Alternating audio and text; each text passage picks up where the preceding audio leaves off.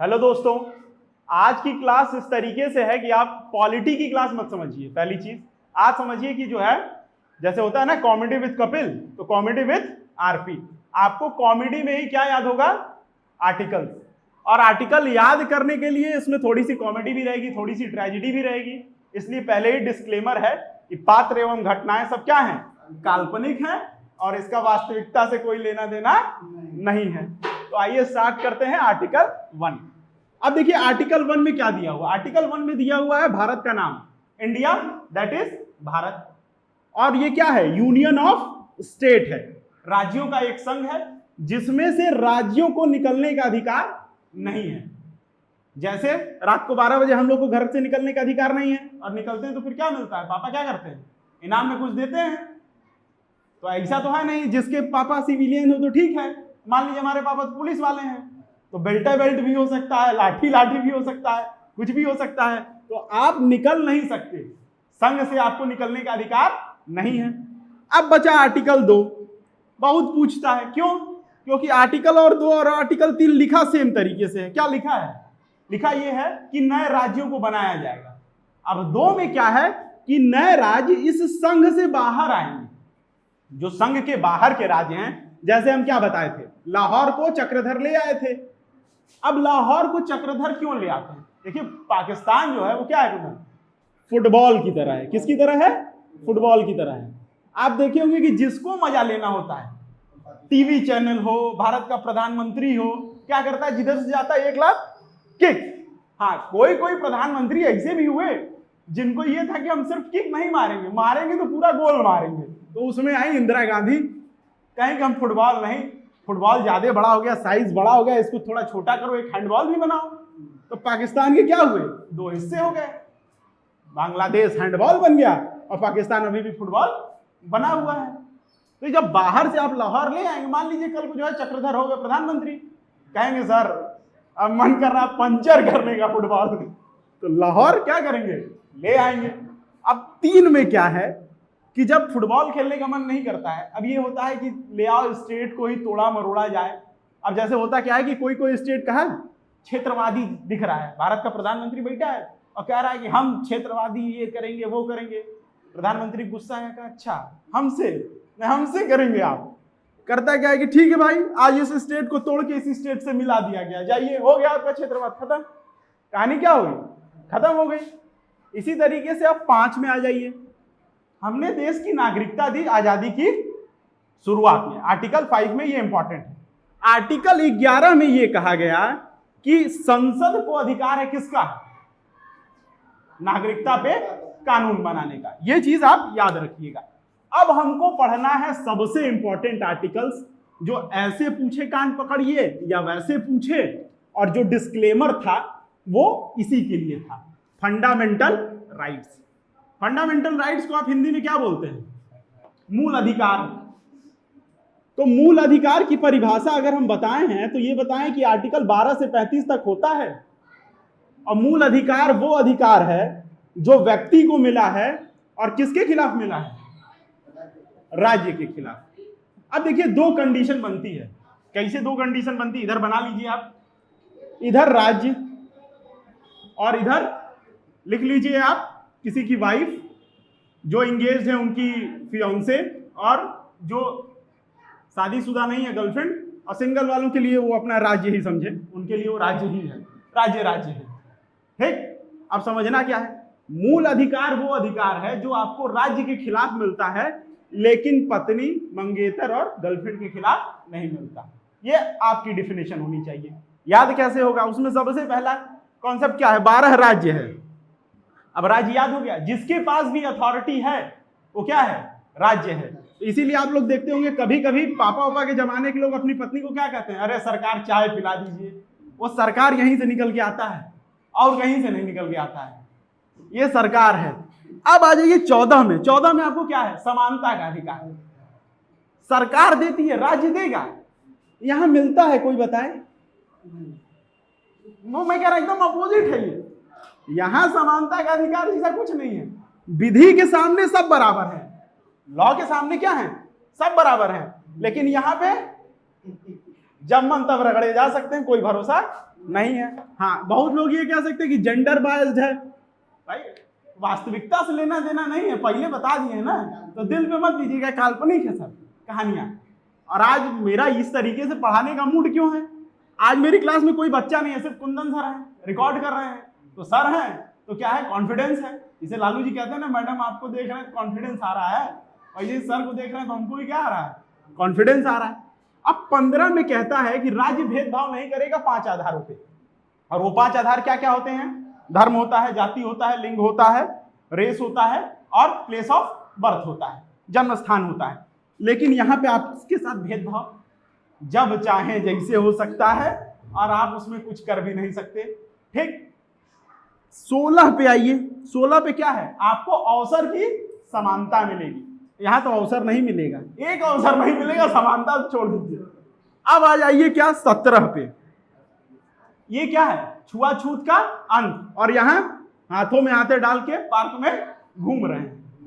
तो जरूरी नहीं है, मैं देखिए मेरा एज ग्रुप क्या है पढ़ने वालों का जो एग्जाम देंगे। मान लीजिए अगर कोई वनडे वाला है तो 18, और अगर कोई पीसीएस देने वाला है, जैसे मैं बहुत लोगों को जानता हूं जो शायद हमसे 10 साल छोटे, जो हमारे जूनियर्स हैं, उनके पापा भी देते हैं, तो इधर एज लिमिट में नहीं लिख रहा हूं 42, तो इस वजह से ये जो है, क्योंकि वो एक तरीके से समझिए कि पीसीएस देते देते खुद भी पीसीएस हो गए हैं, उनका अब हिसाब किताब क्लियर है।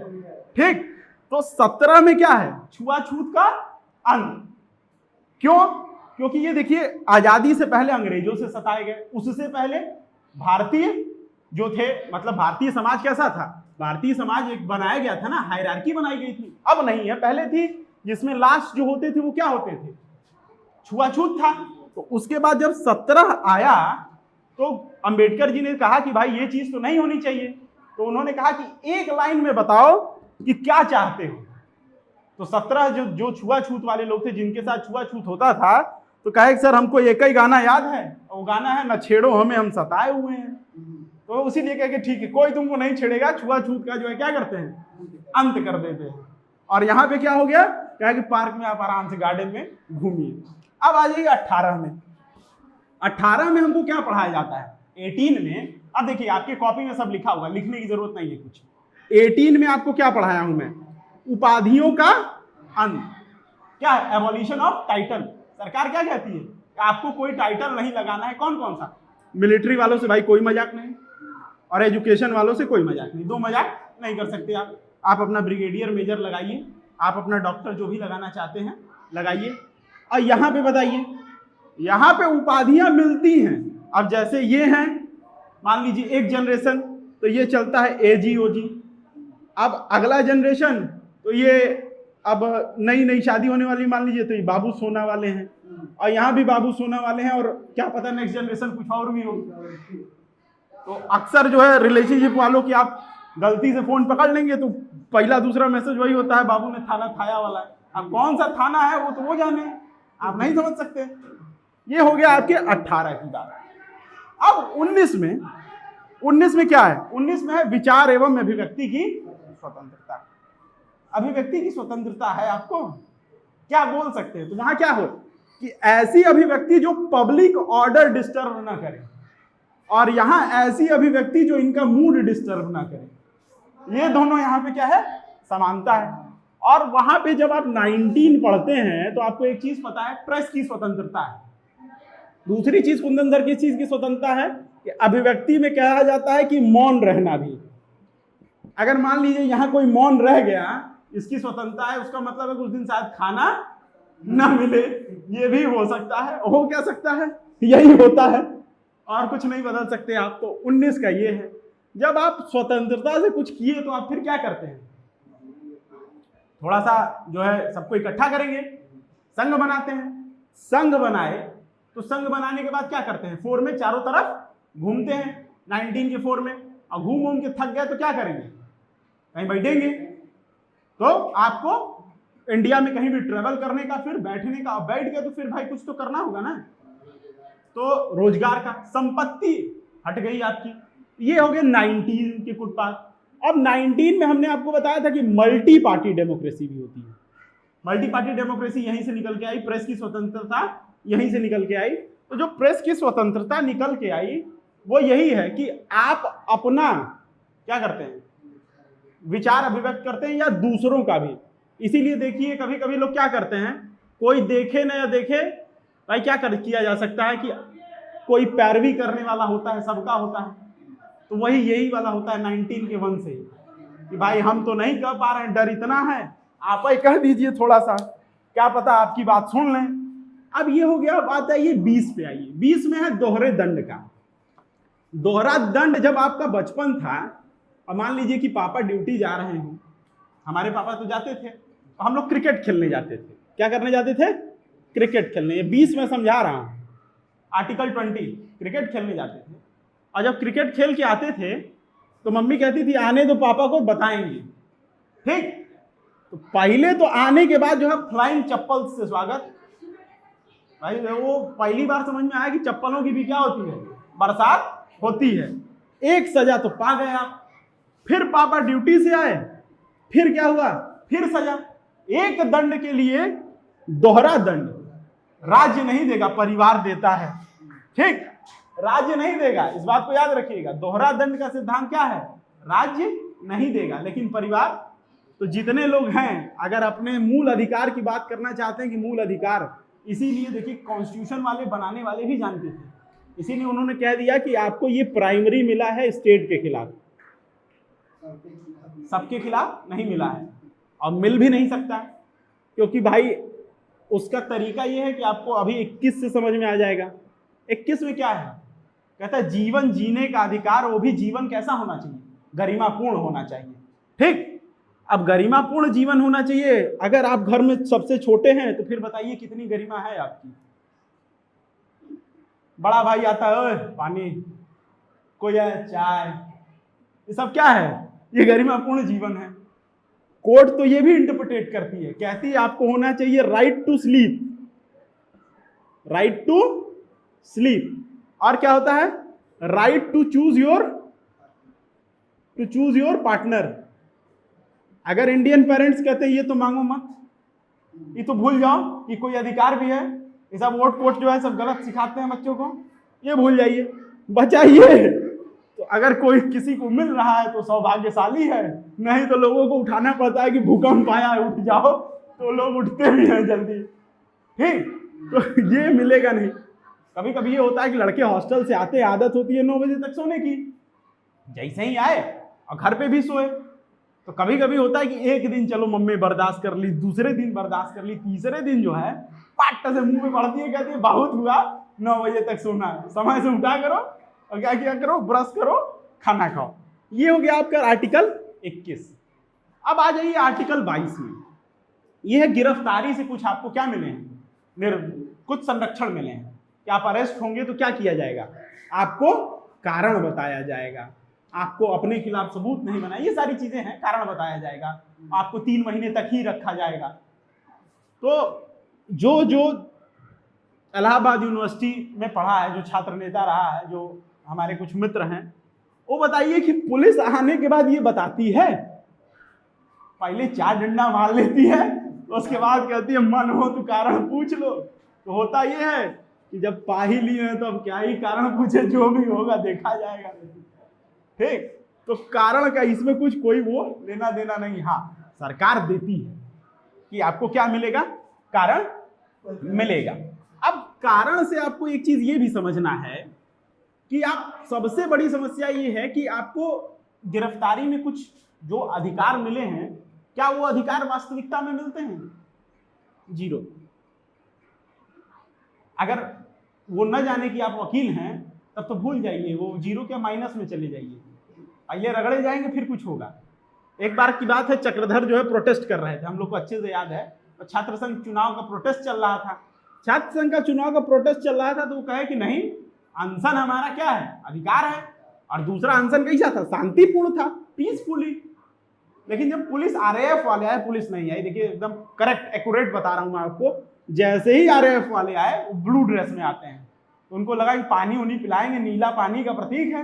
उसके बाद इतना मारे कि आंख से पानी निकल रहा, फिर जो है सीधे मुंह में जा रहा था, पानी पिए लेकिन आंसू वाला, ये आलम रहता है, अब आ जाइए 23 और 24 पे, यहां थोड़ा गंभीर हो जाइए। उसका रीजन ये है कि 23 ह्यूमन ट्रैफिकिंग की बात करता है, मानव के व्यापार की बात करता है, जबरदस्ती फोर्स लेबर की बात करता है। तो ये सबको मिला है और मिलना भी चाहिए। 24 आपका सबसे बड़ा अपराध है अगर किसी आप बच्चे से उसकी क्या करते हैं, बचपना छीनते हैं। इसी वजह से 14 साल के कम उम्र के बच्चों को हजार्डस प्लेस पे जाना मना है। ठीक, इसीलिए हम आर्टिकल 21A में क्या पढ़ते हैं, राइट टू एजुकेशन। कितने से कितने साल की उम्र तक के बच्चे को, 6 से 14 तक के। और किस अमेंडमेंट एक्ट में आया था, 86 अमेंडमेंट एक्ट 2002। ठीक, ये चीज इसी के लिए बनाई गई। उसके बाद आपको धर्म से भी कोई मजाक नहीं। तो 25 आप अपनी कॉन्साइंस, जो आपकी अंतरात्मा की आवाज है, उससे आप क्या करेंगे, धर्म अपना पालन करेंगे। आप चाहे जो धर्म पालन करिए, उससे राज्य को कोई लेना देना नहीं है। राज्य के पंथ निरपेक्ष होने का यही मतलब होता है कि राज्य का अपना कोई धर्म नहीं होगा। अब 27 पे आइए। देखिए मैं एक चीज बताऊं आपको, मैं यहां पे बता रहा हूं मोस्ट इंपॉर्टेंट आर्टिकल्स। ठीक, आप अगर 100% के लिए जाएंगे तो मेरी ये बात याद रखिएगा, 100% इज अ मिथ। ये क्या है, एक मिथ्या है, एक भ्रम है, एक ऐसा माया जाल है जिसमें अगर आप ट्रैप हो गए तो गए। क्यों? क्योंकि किसी भी एग्जाम में 100% कट ऑफ तो बनती नहीं है, और 100% आपको सिर्फ पॉलिटी ही तो याद करना नहीं है कि 395 आर्टिकल ही रट के काम चल जाएगा। तो मोस्ट इंपॉर्टेंट आर्टिकल रटिए, मैं क्लास में बता रहा हूं। हाँ, अगर फिर भी आप क्रांतिकारी हैं, कहना चाहते हैं इंकलाब जिंदाबाद, तो 395 रट जाइए, पढ़ाए तो है ही हैं। जाइए प्रीवियस ही क्लास से लिख लीजिए और रटिए, कोई दिक्कत नहीं है। अब 27 ये कहता है कि राज्य जो है धर्म के प्रचार के लिए कोई कर नहीं लगाएगा, और भी कैसे, किसी भी विशेष धर्म के प्रचार के लिए। अब 29 और 30 पे आइए। 29 जो है माइनॉरिटीज की क्या है, सुरक्षा की बात है। तो माइनॉरिटीज की सुरक्षा की बात है, तो माइनॉरिटीज दिया हुआ नहीं है कि कौन से माइनॉरिटीज। ठीक है, लिंग्विस्टिक भी हो सकते हैं और रिलीजियस, ये दोनों माना जाता है। लेकिन संविधान ने 29 में ये क्लियर नहीं किया है कि किस माइनॉरिटीज का वो प्रोटेक्शन करेंगे। और ये कौन सा आर्टिकल है, 29। 30 में क्या है कि ये माइनॉरिटीज अपने लिए क्या कर सकते हैं, एजुकेशनल इंस्टीट्यूशन बना सकते हैं, और उनके एडमिनिस्ट्रेशन का भी बागडोर इन्हीं के पास रहेगा। अब माइनॉरिटीज में भी वो सेट होता है गाना, न छेड़ो हमें हम सताए हुए हैं। सुरक्षा कर रहे हैं तो क्या कर रहे हैं आप, तो गाना सिर्फ सुना करिए, तो दिमाग खोल के सुना करिए कि GS1 में इस्तेमाल होगा कि GS2 में, GS3 में, या GS4 में। एथिक्स में सब इस्तेमाल होता है। एथिक्स में जब आप पढ़ेंगे तो क्या होता है, लाइव एग्जांपल्स, और एग्जामिनर भी चाहता है कि आप लाइव एग्जांपल कलाम सर का छोड़ के, आप अंबेडकर छोड़ के, वो तो सब इस्तेमाल कर रहे हैं। भाई आपके दादा भी तो कुछ किए होंगे, आपके पापा भी तो कुछ किए होंगे, ऐसा तो है नहीं वो जीवन ही नहीं जिए, उनका भी तो इतिहास होगा। नहीं किताब में लिखा, कम से कम उनके बच्चे के कॉपी में तो लिखा रहे। नहीं किताब में लिख पाए, कोई दिक्कत नहीं है, नहीं उतना बड़ा नाम हो पाया, कम से कम आपकी कॉपी में रहेगा तो कोई तो जानेगा। कल को टॉपर आप हो जाएंगे, आपकी कॉपी उठा के पढ़ी जाएगी तो कहेगा अरे यार गजब लड़का था, अपने पापा को ही ग्लोरीफाई कर रहा था। भाई क्यों ना करे, ये समझिए। तो 30। अब आ जाइए 32 में, जहां पे क्या है, खत्म हो जाता है। क्या खत्म हो जाता है, फंडामेंटल राइट्स, इंपॉर्टेंट आर्टिकल्स में। ऐसे 35 पे खत्म होगा, क्योंकि बहुत लोग जो है ना कान खड़े किए रहते हैं, वो इस वजह से भी कह रहे सर 32 पे कहां खत्म होता है, 35 पे। हम कह रहे भाई दिल पे, आज की क्लास कम से कम दिल पे ना लीजिए। ठीक, तो 32 में क्या है, संविधान की आत्मा है, सोल ऑफ द कॉन्स्टिट्यूशन। किसने कहा है ये, BR अंबेडकर ने कहा है। क्यों कहा है कि अगर आपका क्या होता है, फंडामेंटल का हनन होता है, तो आप डायरेक्ट कहां जा सकते हैं, सुप्रीम कोर्ट। ठीक, और ये कब है, राज्य के खिलाफ। ठीक, और बाकी जगह जो है वो क्या था, बाकी जगह आपको पता है यहाँ क्या क्या था, वाइफ थी, मंगेतर थी और गर्लफ्रेंड थी, ये 3 लोग थे। बाकी जगह आप क्या कर सकते हैं, कहां जाएंगे रेड्रेसल के लिए, कहीं नहीं जाएंगे, स्टेटस लगाइएगा, वो क्या करेंगे, सवेरे उठते हैं आपको स्टेटस मिल जाएगा, जिसका जैसा स्टेटस जान जाइए कि वैसा उसके साथ कांड हुआ है। तो जब आपको लगे कि अरे ऐदा नहीं चल दे पे यार, कुछ ऐसा बज रहा हो, समझ जाइए कि आज जो है फंडामेंटल राइट्स के 32 इनको नहीं मिला है। देखिए एक चीज हम आपको बता दें, पढ़ाई और पढ़ाई का माहौल ये दोनों साथ चलते हैं। आपको लगता होगा कि आप पढ़ाई से भाग जाएंगे, अगर आप 8 घंटे पढ़ते हैं ना, तो आपको सोते वक्त पढ़ते वक्त 18 घंटे का पढ़ाई का माहौल होना चाहिए। आपकी पढ़ाई राइट ट्रैक पे चल रही है, ये जानने का सिर्फ एक मतलब है कि आप कुछ भी कर रहे हो। आप जैसे मैं ये बता रहा हूं गाना, तो मेरे दिमाग में भी तो ये आया होगा। तो अगर आप गाना भी सुन रहे हो ना, तो वो आपको एग्जाम्पल लगे 32 का, तो जान जाइए आप राइट ट्रैक पे हैं। आप कुछ भी कर रहे हो, अनटचेबिलिटी, कुछ कोई गाना बज रहा है, आपको लगा अरे यार तो अनटचेबिलिटी से रिलेट की जा सकती है, तो ये मेरा ट्रिक है आपको समझाने का। आप अपना ट्रिक खुद से भी बना सकते हैं। आप कुछ सांस्कृतिक शब्दों का इस्तेमाल मैं यहां नहीं कर सकता ना, आप अपने लिए तो कर ही सकते हैं, अपनी कॉपी में अपने मन से कर लीजिएगा, उससे और जल्दी याद होता है। अगर ऑनलाइन क्लास नहीं होती, ऑफलाइन होती है, और कुछ जो हमसे पढ़े उनसे पूछिएगा कि सांस्कृतिक शब्दों के इस्तेमाल से कैसे ये पॉलिटी याद होती है, वो याद होती है। अब शब्द में बता नहीं सकता। तो यहाँ पे क्या है कि यहाँ पे सुप्रीम कोर्ट आप जाएंगे, अब जब वही है कि अब जब खुद ही सुप्रीम कोर्ट आपके क्यूरेटिव है, वहां क्या ही कर सकते हैं, कर यही सकते हैं कि बस आप क्या कर सकते हैं, स्टेटस लगा सकते हैं। और विडंबना कभी कभी ये भी होती है इन लोगों के साथ तो नहीं, कि जिसके लिए लगाया वही नहीं देखा, बाकी सब देख लिए। ठीक, तो अब इसमें भी हमारी गलती नहीं है। देखिए हमारे 2 सर हैं, एक लोग कह रहे हैं कि हमारी वाइफ ऐसी नहीं है, एक लोग कह रहे हैं कि हमारी मंगेतर ऐसी नहीं है। हम पहले ही कहते ना क्या है ये काल्पनिक है, मैं उनको कह ही नहीं रहा हूं भाई, सब पात्रे उन घटनाएं काल्पनिक, अपने दिल पे न लीजिए आप लोग, अपना अपना नहीं देखना है। तो अब हम देखेंगे इसके आगे का। तो आइए अब हम लोग पढ़ेंगे डीपीएसपी। डीपीएसपी का क्या मतलब होता है, राज्य के नीति निर्देशक तत्व, यानी राज्य को लॉ बनाने के लिए डीपीएसपी में क्या किया गया है, निर्देश दिया गया है। अब सरकारें इतनी तो अच्छी रही नहीं कि निर्देश पे मान जाए, तो कुछ आर्टिकल्स ऐसे हैं जिनको आज आजादी के 75 वर्ष आप लोग मना लिए, हम भी मना लिए, खूब धूमधाम से मनाए हम लोग। लेकिन अगर कोई सरकारों से 75 साल की सरकारों से पूछे कि sir UCC uniform civil code article 44 हर बार क्वेश्चन में पूछते हैं, पीसीएस से, आईएएस से, वनडे एग्जाम में, लागू सर किस दिन करेंगे ये भी बता दीजिए। कहेंगे कि अभी नहीं, अभी संसाधन आने दीजिए। हाँ, कुछ अच्छा काम किए हैं उसके लिए प्रेस करिए। आर्टिकल 45 इन्होंने सब्जेक्ट बदल दिया। क्या किया, पहले यहाँ पे क्या था, पहले यहाँ पे था कि 6 से 14 साल के बच्चों को हम क्या देंगे, फ्री एंड कंपलसरी एजुकेशन। अब ये कर दिए हैं कि वो बात तो हम फंडामेंटल राइट में डाल दिए, और अब क्या है, प्राइमरी शिक्षा फ्री भी है, तो अब 1 से 6 कर दिए कि अब हम प्री प्राइमरी एजुकेशन भी क्या करेंगे, हमारा अगला लक्ष्य क्या है, उसको देना। उसके बाद राज्य कैसा होना चाहिए डीपीएसपी में, देखिए क्रम से नहीं पढ़ रहे हैं आप पढ़ रहे हैं रिवीजन करने के लिए। ठीक, तो राज्य कैसा होना चाहिए, कल्याणकारी, वेलफेयर स्टेट। कैसा होना चाहिए, वेलफेयर स्टेट। और वेलफेयर स्टेट कब बनेगा, ये बात की गई है आर्टिकल 37 में।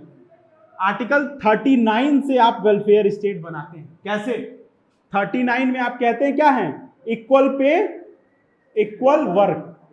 अब देखिए डीपीएसपी जो है ना, सॉरी इक्वल पे लिख लीजिए और इक्वल वर्क। डीपीएसपी जो है वो क्या है, वो एक तरीके से समझिए कि आपका आइडियल है कि हमको ऐसा बनाना है। क्या है, ऐसा बनाना है, आइडियल है। ठीक, लेकिन आप जानते हैं आदर्श कभी पूरे हुए किसी के नहीं हुए। हमारा भी हमने लिख तो दिया है इक्वल पे और इक्वल वर्क मिलता है। अगर मैं बात करूं महिलाओं को घर पे खाना बनाने का कोई पेमेंट है, नहीं है, वो काम नहीं है। एक चीज आप ये भी याद रखिए, आपको मैटरनिटी रिलीफ मिलती है, किसमें मिलती है, आर्टिकल 42 में क्या मिलती है, मैटरनिटी रिलीफ मिलती है।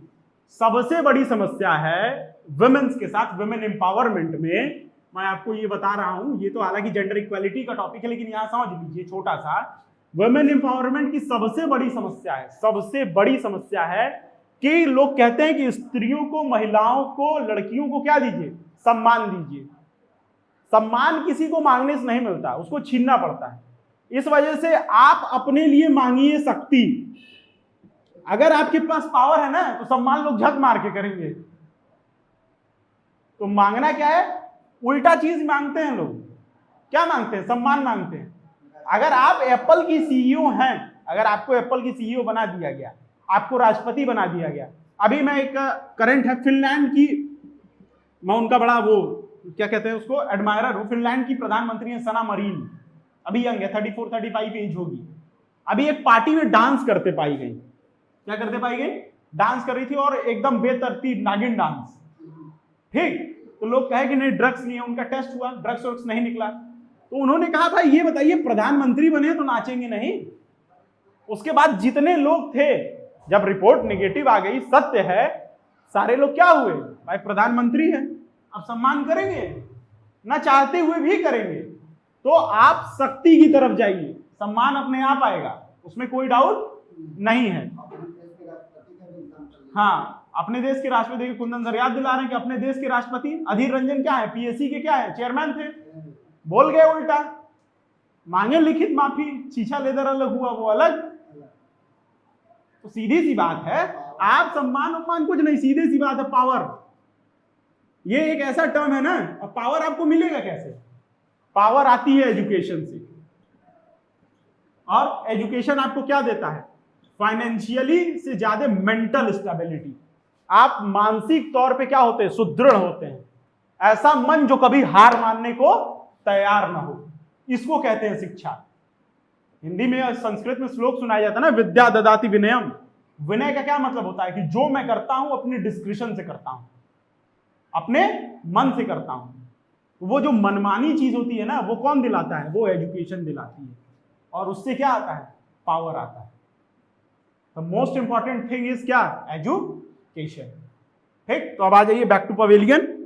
42 में क्या है? Maternity relief. उसके बाद 44 में हमने क्या बताया? यूसीसी। 45 में हमने क्या बताया कि ये चीज क्या हो जाएगी, 1 से 6 बच्चों को इसका सब्जेक्ट ही चेंज कर दिया गया। और किससे किया गया? 86 अमेंडमेंट एक्ट 2002 से। ठीक, अब बताइए 39A में मैंने बताया equal pay for equal work. 39A है फ्री लीगल एड। इसमें कहा गया है कि अगर आप मान लीजिए गरीब है और आपको अंबानी से लड़ना हो, अंबानी साहब तो सिब्बल सर को ले आएंगे कि चलिए कपिल सिब्बल सर, राम जेठमलानी, उनके पास तो करोड़ों है, आप तो सरकार कहेगी हम सरकारी वकील आपको देंगे, फ्री लीगल एड देंगे। लेकिन हाँ, वास्तविकता ये है कि राम जेठमलानी के आगे कौन सा सरकारी वकील टिकेगा, अब ये तो खोज के बताना पड़ेगा। मैं तो अब तक नहीं जानता किसी को जो राम जेठमलानी के आगे टिक जाए।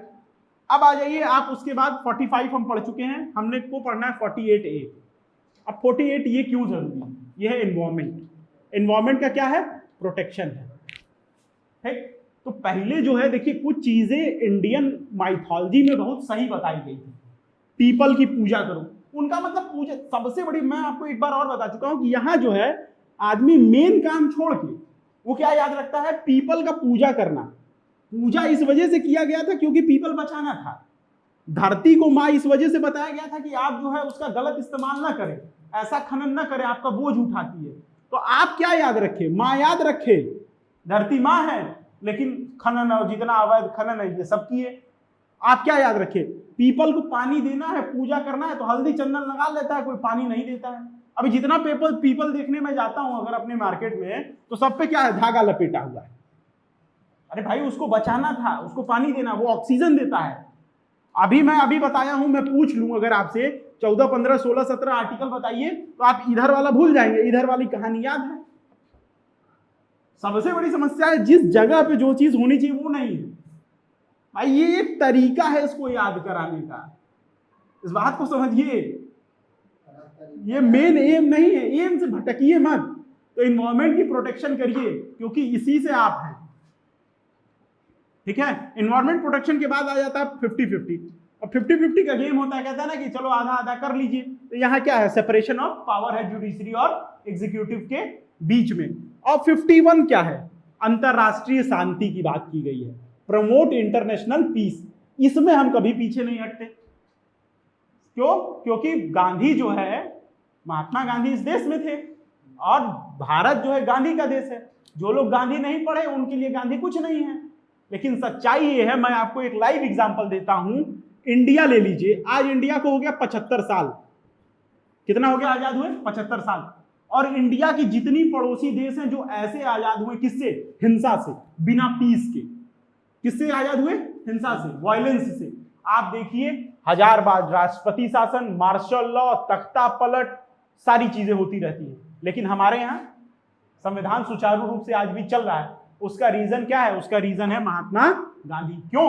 क्योंकि अगर आपका एंड पवित्र है, ये गांधी का मानना है, मेरा मानना नहीं है, अगर आपका एंड पवित्र है, पवित्र होने का मतलब है कि मॉरल है, एथिकल है, ठीक, और उस पे जाने का रास्ता, मीन्स भी आपका क्या है?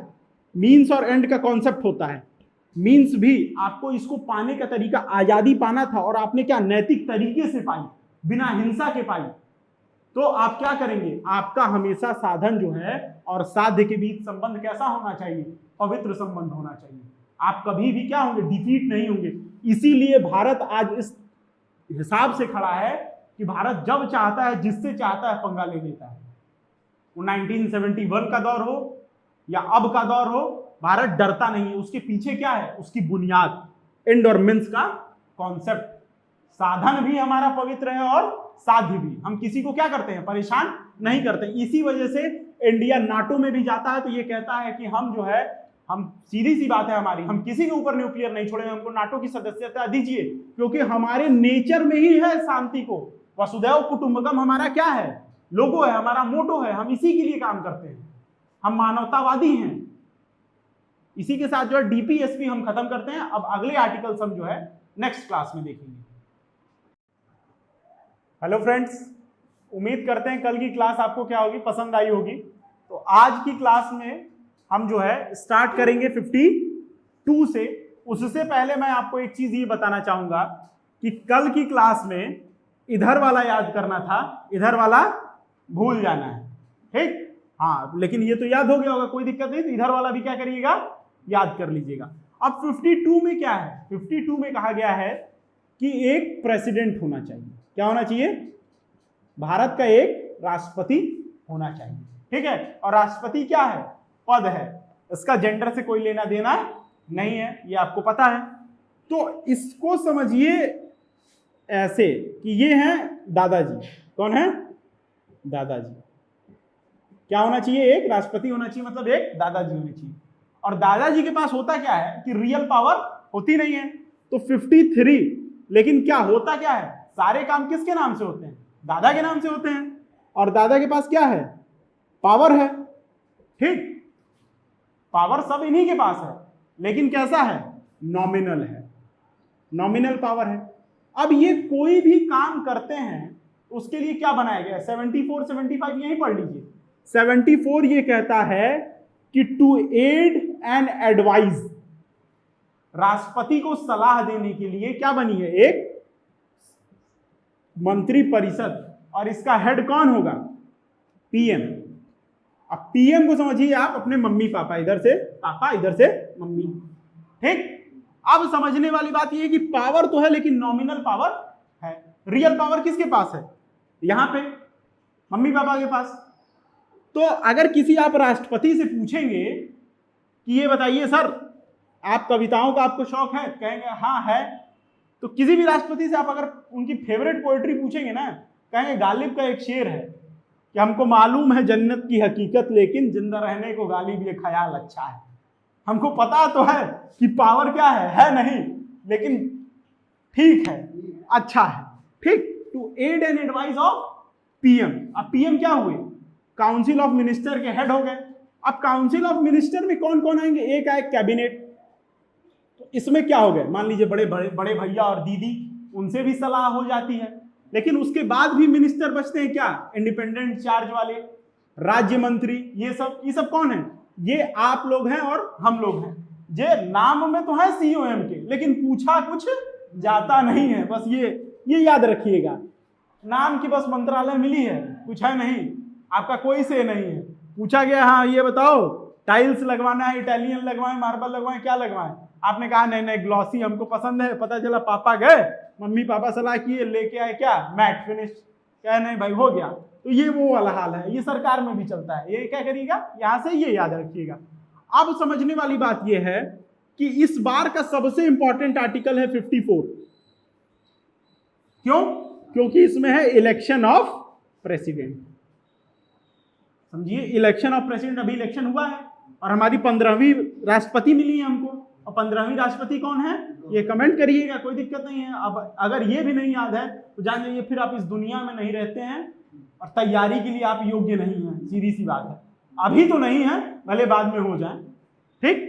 54 में ये है। उसके बाद आप याद करके जाएंगे, मैं बता रहा हूं सच्चाई, 52, 53, 54, 55, 56, 60, 61 सब याद करके जाएंगे, लेकिन एग्जामिनर पूछेगा 57 ही, उसका मन रहता है। ये सबसे रिपीटेड क्वेश्चन है प्रेसिडेंट का। आप पढ़ के जाएंगे इलेक्शन, वो पूछेगा री इलेक्शन, पुनर्चुनाव की बात हमको बताइए कि किस आर्टिकल में है। क्यों? क्योंकि एग्जामिनर जो है क्या है, रिश्तेदार तो है नहीं हमारा। अब कुछ लोग कह रहे हैं नहीं सर रिश्तेदार ही कहिए। क्यों? क्योंकि रिश्तेदार ही परेशान करते हैं और एग्जामिनर भी परेशान करता है। आपकी मर्जी, हमारे नहीं करते हो तो हम रिश्तेदार नहीं कह रहे हैं, आपके करते हैं तो आपके रिश्तेदार होंगे 57।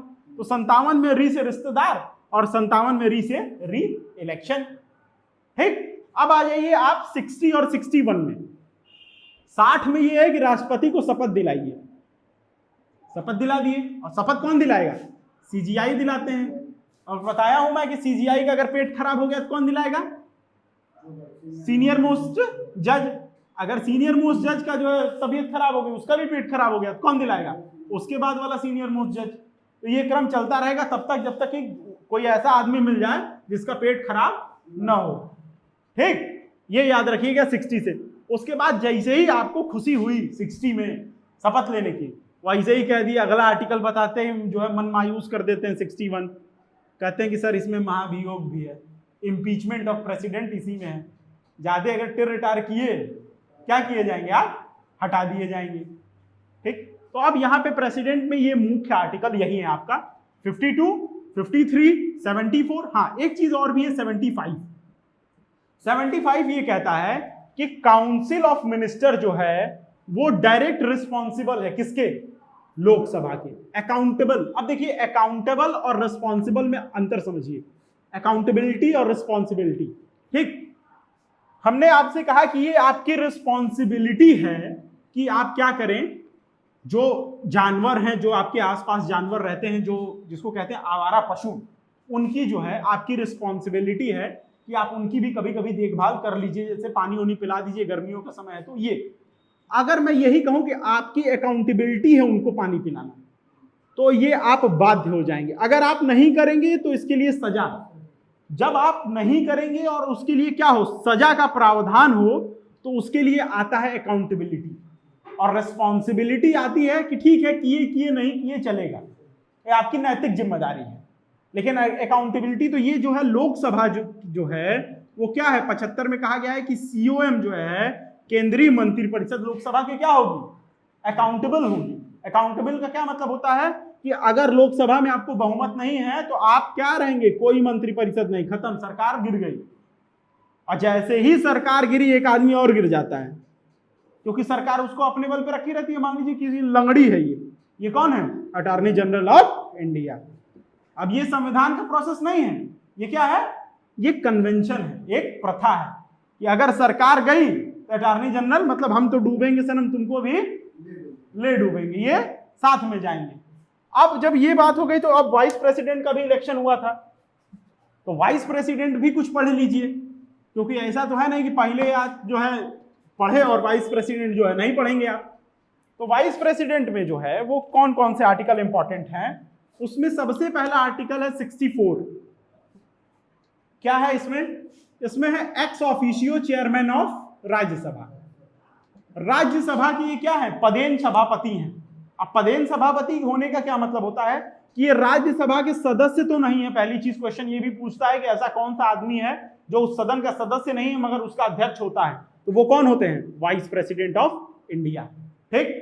पदेन सभापति का मतलब होता है कि आप वाइस प्रेसिडेंट होने के नाते इसके क्या हैं? अध्यक्ष हैं। Ex officio chairman of Rajya Sabha. अब आ जाइए 66। अब इसमें भी क्या है? Election of vice president. और ये भी कब हुआ है? अभी हुआ है। तो डायरेक्ट आपसे देखिए, डायरेक्ट आर्टिकल पूछता है। इसके लिए आपको ये करना है कि याद रखना होना चाहिए कि क्या आर्टिकल्स है। इसमें सिर्फ यही 2 आर्टिकल्स इंपॉर्टेंट है। इसके बाद आप सीधे आ सकते हैं 72 पे। इसमें क्या है, पार्डनिंग पावर है, क्षमादान है। किसका क्षमादान है? ये क्षमादान है प्रेसिडेंट का, राष्ट्रपति का। और राष्ट्रपति कौन कौन से क्षमादान करते हैं? आप लोग सुने होंगे, मृत्यु से क्षमादान करते हैं, कोर्ट मार्शल भी करते हैं। दोनों सवाल यही पूछता है कि क्या राष्ट्रपति मृत्युदान दे सकते हैं, मतलब मृत्यु में क्षमादान दे सकते हैं? तो दे सकते हैं। उसके बाद क्या कोर्ट मार्शल भी बदल सकते हैं? तो बदल सकते हैं। और ये दोनों पावर किसको नहीं होते हैं? गवर्नर को नहीं होते हैं। हर बार क्वेश्चन यही पूछता है। हाँ, अगर आप यूपीएससी देने जा रहे हैं तो आप याद रखिएगा, बाकी पार्डनिंग पावर में भी क्या होता है, रेस्पाइट वाला और ये सब।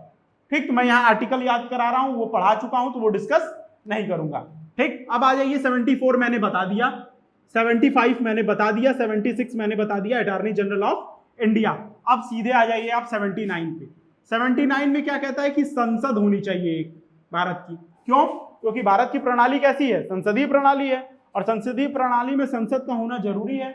और इसमें क्वेश्चन एक तरीके से ये पूछ लेता है कौन कौन से। तो आपने क्या पढ़ा? प्रेसिडेंट, लोकसभा और राज्यसभा। राज्यसभा का नाम क्या है? अपर हाउस, सिर्फ नाम है, नाम है इसका क्या है? Upper house. इसी वजह से इसका आर्टिकल भी क्या आएगा? पहले आएगा 80, और ये है लोअर हाउस तो इसका आएगा 81। और अभी प्रेसिडेंट मैंने बताया, तो फिर से अगर आपको याद हो जाएगा, और नहीं याद है तो पीछे जाइए फिर कमेंट करिए। ठीक, तो अब आप एक चीज ये समझिए कि यहां पे नाम वाली समझने वाली बात है। राज्यसभा अपर हाउस है, ठीक, तो नाम मिठाई लाल है लेकिन बोलते कड़वा है। और यहाँ पे क्या नाम है? वीर बहादुर, लेकिन है दुनिया के सबसे बड़े कायर। इसका मतलब क्या है कि लोकसभा और राज्यसभा दोनों की पावर क्या है? इक्विवेलेंट है। बस उनके नाम क्या है? निम्न सदन, उच्च सदन। इसका कोई लेना देना नहीं है, नाम का नेचर से कोई लेना देना नहीं होता। ठीक, बहुत लोगों का नाम भगवान के नाम पे होता है लेकिन प्रवृत्ति क्या है? राक्षसी है। ठीक, तो इस पे मत जाइएगा आप लोग। इसके बाद हम लोग क्या पढ़ेंगे? 105। अब 105 एग्जामिनर क्यों पूछता है? क्योंकि इसमें दिया हुआ है प्रिविलेज। किसका प्रिविलेज दिया है? एमपीज का। अब एमपी कौन होते हैं? सांसद लोग। और सांसद लोग को तो भाई आपको पता भी है कि वो सांसद है, तो सांसद जो है कुछ ना कुछ तो भाई उसको विशेषाधिकार चाहिए। क्यों? क्योंकि भाई विशेषाधिकार से ही तो वो सांसद हुआ है, तो उसके बाद भी उसको सांसद बनने के बाद भी क्या चाहिए? विशेषाधिकार चाहिए। 109 और 110 ये बहुत इंपॉर्टेंट आर्टिकल है। कौन कौन से? 109 और 110। कंफ्यूजिंग इसमें क्या है ये बताइए? बिन धन सब सून, जैसे कहते हैं ना, रहीमन पानी राखी बिन पानी सब सून। लाइफ में पानी और मनी ये दोनों राइम भी करते हैं और जरूरी भी है। तो 110 में क्या है? मनी बिल की डेफिनेशन है। क्या है? परिभाषा है। ठीक, लेकिन मनी बिल के बारे में क्या प्रोसीजर फॉलो होगा, कौन इसको मनी बिल है बताएगा? वो कौन करता है? लोकसभा का स्पीकर। ये प्रोसीजर, प्रक्रिया जो है मनी बिल की, वो कहां दी हुई है? 109 में दी हुई है। ठीक, अब बताइए ज्वाइंट सिटिंग किस आर्टिकल में है? 108। अब देखिए यही चीज है, मैं भूल रहा था, आप क्यों भूल रहे हैं? 108 क्या है? Joint sitting. क्या है? Joint sitting. अच्छा, अब ये बताइए, जब आप लोग भी अपने दोस्तों के साथ बैठते हैं, जब ग्रुप में, कोई काम की बात करते हैं? नहीं करते हैं। इसीलिए संविधान संशोधन विधेयक पे क्या होता है? ज्वाइंट सिटिंग नहीं होती है। मनी बिल पे क्या होती है? नहीं होती है। वो किस पे होती है? ऑर्डिनरी बिल पे, साधारण बिल पे। क्योंकि सब जानते हैं कि यार पहले मिले हैं तो पहले पुरानी बातें होंगी कि काम कराओगे हमसे। ठीक, और इसका ज्वाइंट सिटिंग का अध्यक्ष कौन होता है? लोकसभा का स्पीकर। अगर मान लीजिए वो नहीं है तब कौन बनेगा? Deputy Lok Sabha speaker. वो भी नहीं है तो डिप्टी चेयरमैन ऑफ राज्यसभा। अब ज्वाइंट सिटिंग बुलाते कौन है? तो बुलाते हैं प्रेसिडेंट। और ज्वाइंट सिटिंग में पास कैसे होता है? तो अब इतने दोस्तों को आप बुलाए हैं तो भाई सीधी सी बात है कि कैसे पास होगा? सिंपल मेजॉरिटी से। क्यों? तो कहते हैं अरे यार स्पेशल स्पेशल कुछ नहीं करो, सब फॉर्मेलिटी है, सारे दोस्त हैं, साधारण जो चल रहा है चलने दिया जाए। ठीक, अब 100 में आ जाइए। क्यों? क्योंकि वो सचिन की सेंचुरी हो या आर्टिकल्स की, होती इंपॉर्टेंट है। 100 में क्या दिया है? 100 के 3 में है कोरम ऑफ, कोरम है। अकोरम में क्या है? 1/10, यही कोरम होता है। कोरम कहां दिया हुआ है? 100 में। ये आपको पूछ लिया। उसके बाद आ जाइए आप 111। अब देखिए कहेंगे आपकी सर लगभग सब आर्टिकल तो बता रहे हैं। भाई मेरी गलती थोड़ी है, सब प्रीवियस ईयर्स के क्वेश्चंस हैं, हमने थोड़ी बनाया है। ठीक, तो अब ये आ जाइए आप, क्या मैं बोल रहा था? 110 के बाद 111। 111 में है एसेंट ऑफ द प्रेसिडेंट, हस्ताक्षर है। अब इसके साथ क्या, कौन किसका है, प्रेसिडेंट का है, और वो उसके साथ साथ क्या लगा सकते हैं, पॉकेट वीटो लगा सकते हैं, सस्पेंसिव वीटो लगा सकते हैं, एब्सोल्यूट वीटो लगा सकते हैं, इनकी मर्जी है भाई, ठीक। और मर्जी का मतलब तो इनके पास जान ही रहे हैं कि आप कोई मर्जी है नहीं। तो प्रेसिडेंट के लिए तो गालिब एकदम याद कर लीजिए, जहां प्रेसिडेंट आए कहिए कि सर क्या मजाक किए हैं आप भी, 74-75 भूला थोड़ी हूँ जो आप बात कर रहे हैं उल्टा सीधा, ठीक। तो 111 ये है। उसके बाद आप आ जाइए 112। देखिए बजट नाम की चीज क्या है, आप हमेशा सुनते हैं कि बजट पेश हुआ, ठीक। अब इसको कोई बडगेट मत पढ़ना, ठीक है, ये बजट है। तो बजट पेश हुआ, लेकिन ये टर्म जो है संविधान में नहीं है। संविधान में क्या है, annual financial statement, annual financial statement की बात की है। तो कभी कभी क्वेश्चन इस तरीके से भी पूछ लेता है कि बजट किस आर्टिकल में है, तो उसका एक ऑप्शन ये भी होगा इनमें से कोई नहीं, ठीक। हाँ, लेकिन अगर ये पूछ ले एनुअल फाइनेंशियल स्टेटमेंट, वो है आर्टिकल 112 में। अब 123 में क्या है, 123 में है अध्यादेश, ऑर्डिनेंस। अब ये बात है कि मान लीजिए क्या कहता है ऑर्डिनेंस, क्या कहता है कि जब संसद क्या हो सत्र में न हो तो राष्ट्रपति ऑर्डिनेंस ला सकते हैं। इसका मतलब क्या है कि जब मम्मी पापा नहीं रहेंगे तो दादा जो है क्या करेंगे, ऑर्डिनेंस, एक अध्यादेश जो है ले आएंगे। कोई भी आदेश दे सकते हैं हम लोगों को, लेकिन फिर इस आदेश को जैसे ही मम्मी पापा आएंगे उनसे क्या करना होगा, पारित कराना होगा, ठीक। तो ये चीज याद रखिएगा, संसद से पारित कराना होगा। अब यहीं पे अध्यादेश राज्यों में भी आप चले जाइए, याद कर लीजिए 213। देखिए ये है 123, ये है 213। ये गवर्नर का पावर है राज्यों में अध्यादेश लाने का। किसका पावर है, गवर्नर का पावर है राज्यों में अध्यादेश लाने का। अब 123 के बाद 124 इंपॉर्टेंट आर्टिकल है। क्यों है, क्योंकि इसमें सुप्रीम कोर्ट की सारी बातें जो है ना वो किसमें की गई हैं, इसी में की गई हैं। 124 में सुप्रीम कोर्ट होना चाहिए, क्या होगा ये सब जज जो है, तो आप सुप्रीम कोर्ट लिख लीजिए किसमें, 124 में। अब आप लिखिए 127 और 129। 127 में है एडहॉक जज की बात, किसकी, तदर्थ न्यायाधीशों की बात है, एडहॉक जजेस की बात है। और 129 में कोर्ट ऑफ रिकॉर्ड है। जब मैं पढ़ा रहा था तो मैंने आपको एक चीज बताई थी कि कोर्ट ऑफ रिकॉर्ड किसको माना जाएगा। मैंने कहा था ना जज है, और जज के लिए एक टैगलाइन होती है, वो जज है वो कुछ भी कर सकता है, ठीक। तो कोर्ट ऑफ रिकॉर्ड ही उनको क्या करता है, शक्ति देता है। अब किस तरीके की शक्ति देता है court of record, court of record का ये मतलब है कि वो जो भी आदेश देंगे सुप्रीम कोर्ट के जज। अच्छा हाँ, ये याद रखिएगा कि 129 सुप्रीम कोर्ट के कोर्ट ऑफ रिकॉर्ड है और 215 हाई कोर्ट का कोर्ट ऑफ रिकॉर्ड है। अब आपने क्या किया कि आपने याद तो किया, लेकिन ये भूल गया कि कौन सा सुप्रीम कोर्ट का है, कौन सा हाई कोर्ट का है। तो 129 क्या है, कोर्ट ऑफ रिकॉर्ड किसका है, सुप्रीम कोर्ट का। तो अब सुप्रीम कोर्ट ने कोई भी ऑर्डर दिया तो वो सारे न्यायालयों पे क्या होगा, मान्य होगा। एक बात ये, और दूसरी बात ये कि कोर्ट से मजाक नहीं, कंटेम्प्ट ऑफ कोर्ट लग जाएगा। अब देखिए कंटेम्प्ट ऑफ कोर्ट कैसे लग सकता है। मान लीजिए मैं यहां कोई मजाक करूं, मान लीजिए हाइपोथेटिकल है, मान लेने में क्या जाता है। हाँ, डायलॉग नहीं दीजिएगा कि मतलब किसी की माने नहीं आपकी मान लें, ऐसा वाला कुछ नहीं है। मान लीजिए कि कोर्ट कंटेम्प्ट ऑफ कोर्ट है। अब कोर्ट हमारी वीडियो कोई जज देख रहे हैं, जैसे हमारे कुछ दोस्त हैं जो बार काउंसिल्स में है हाई कोर्ट के, ठीक, उनके थ्रू ये बात पहुंच गई सर के पास, कहे सर यहाँ जो है आपका भी मजाक हुआ था।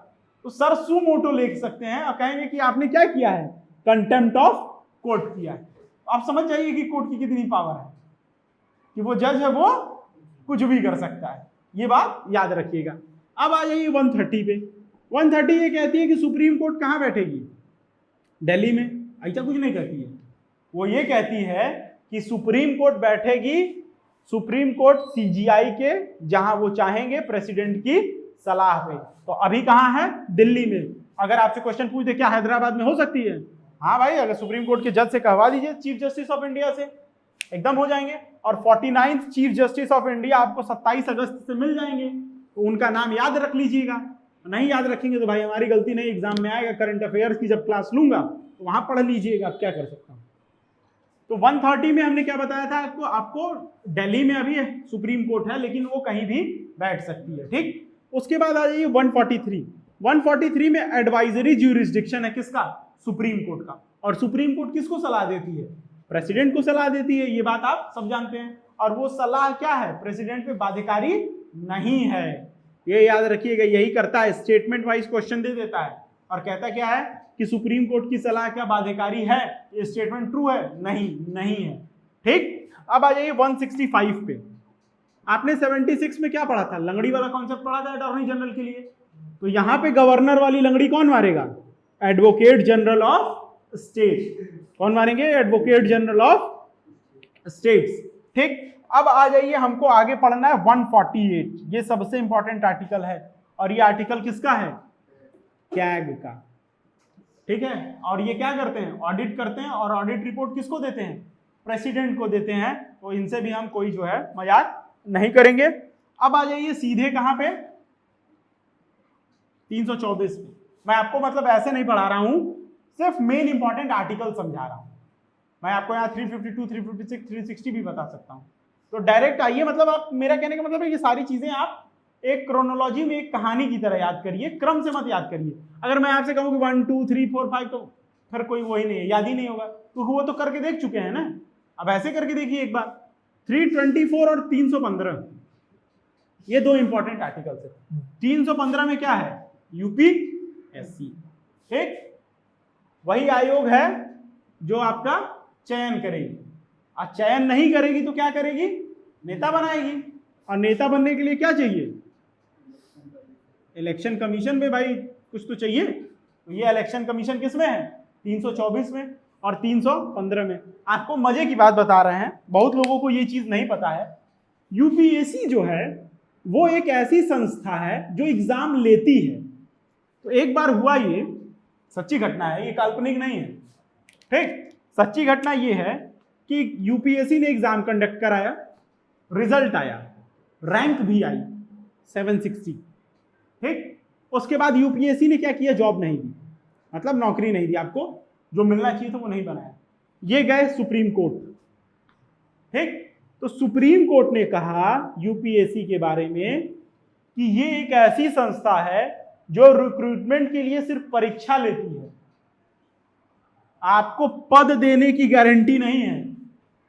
ठीक, तो अगर आपकी किस्मत बहुत अच्छी है, इतनी अच्छी है कि आप यूपीएससी निकाले फिर भी आपको क्या मिले? जॉब ना मिले, तो आप जानिए कि बस अब जीवन में एक ही लक्ष्य है, प्रधानमंत्री बनेंगे।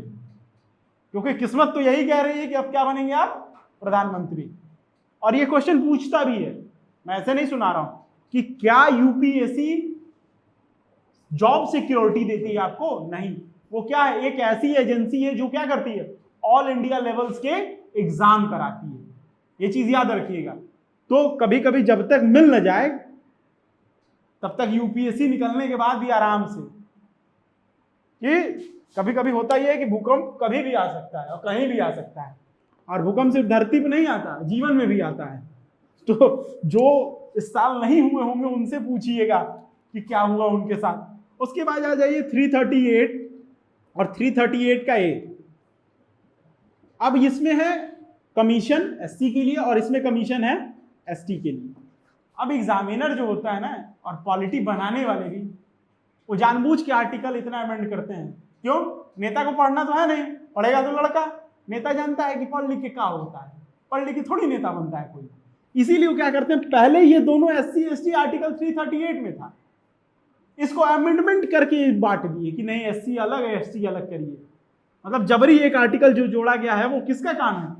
324 से इलेक्शन कमीशन जो से नेता लोग जो जाते हैं, जो चुनाव कराती है, उनका काम है कि नहीं भाई, बहुत जैसे होता है ना, दो दोस्त हैं, एक दोस्त खूब पढ़ रहा है, अपना मेहनत कर रहा है, एक दोस्त क्या कर रहा है, भाई आज इस पार्टी की रैली है, कल उस पार्टी की रैली है, आप हुए क्या डीएम, एकदम खूब शान से, या ग्रैंड एंट्री ऑफ डीएम देखेंगे कि सब लोग ग्रैंड एंट्री ऑफ डीएम ही देखते हैं, और जो देखते हैं उनकी ग्रैंड एंट्री होती नहीं है।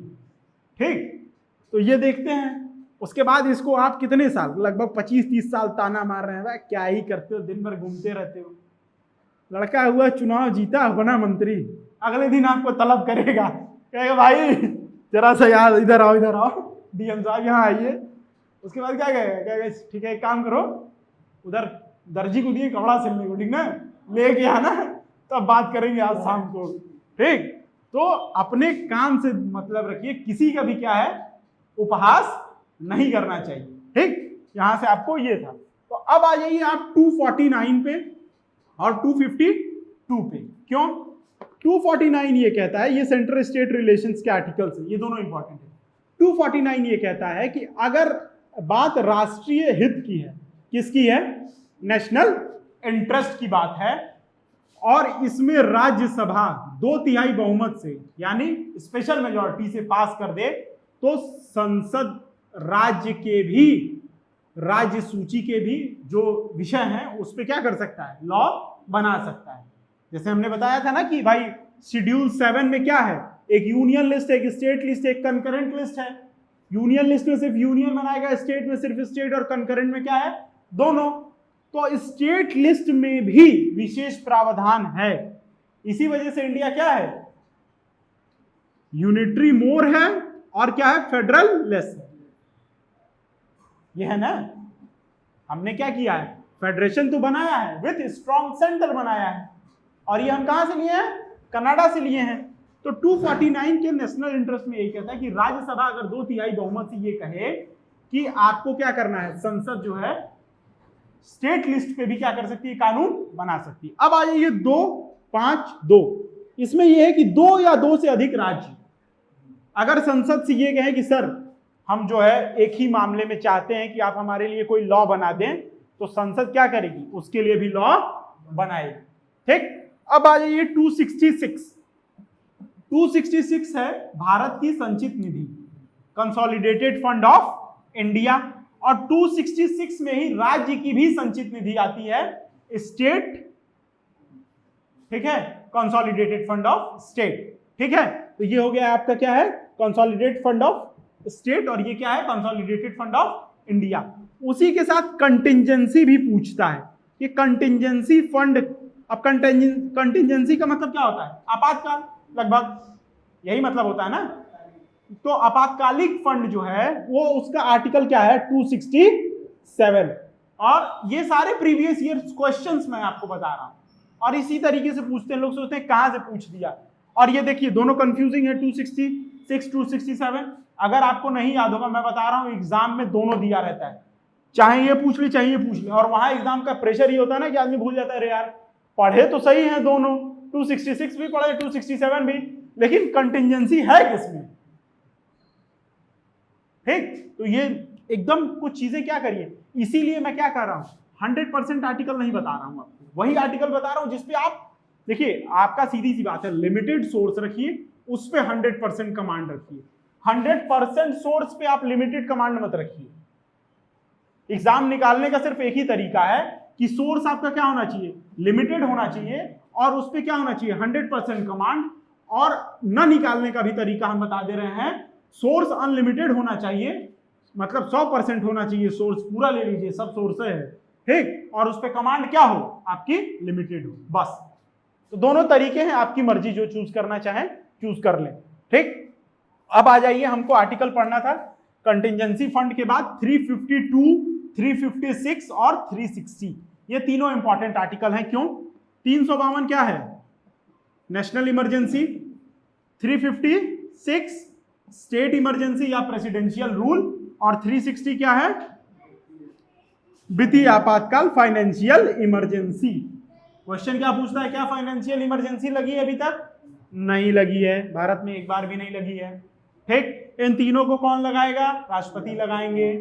352 कितनी बार लगा है, 3 बार लगा है। स्टेट इमरजेंसी की तो गिनती ही नहीं कर सकते, प्रेसिडेंशियल रूल की, तो ये रहने दीजिए, लेकिन ये तीनों आर्टिकल सीधे पूछ लेता है, ठीक। उसके बाद आ जाइए सबसे इंपॉर्टेंट आर्टिकल 368 में। क्यों, क्योंकि ये बात करता है संविधान के संशोधन की। तो संशोधन की जहां बात हो जाती है वो क्या हो जाता है, इंपॉर्टेंट हो जाता है। तो अगली क्लास में हम क्या पढ़ेंगे, भारतीय संविधान संशोधन के जो प्रमुख संविधान संशोधन है उनको। इसी के साथ धन्यवाद।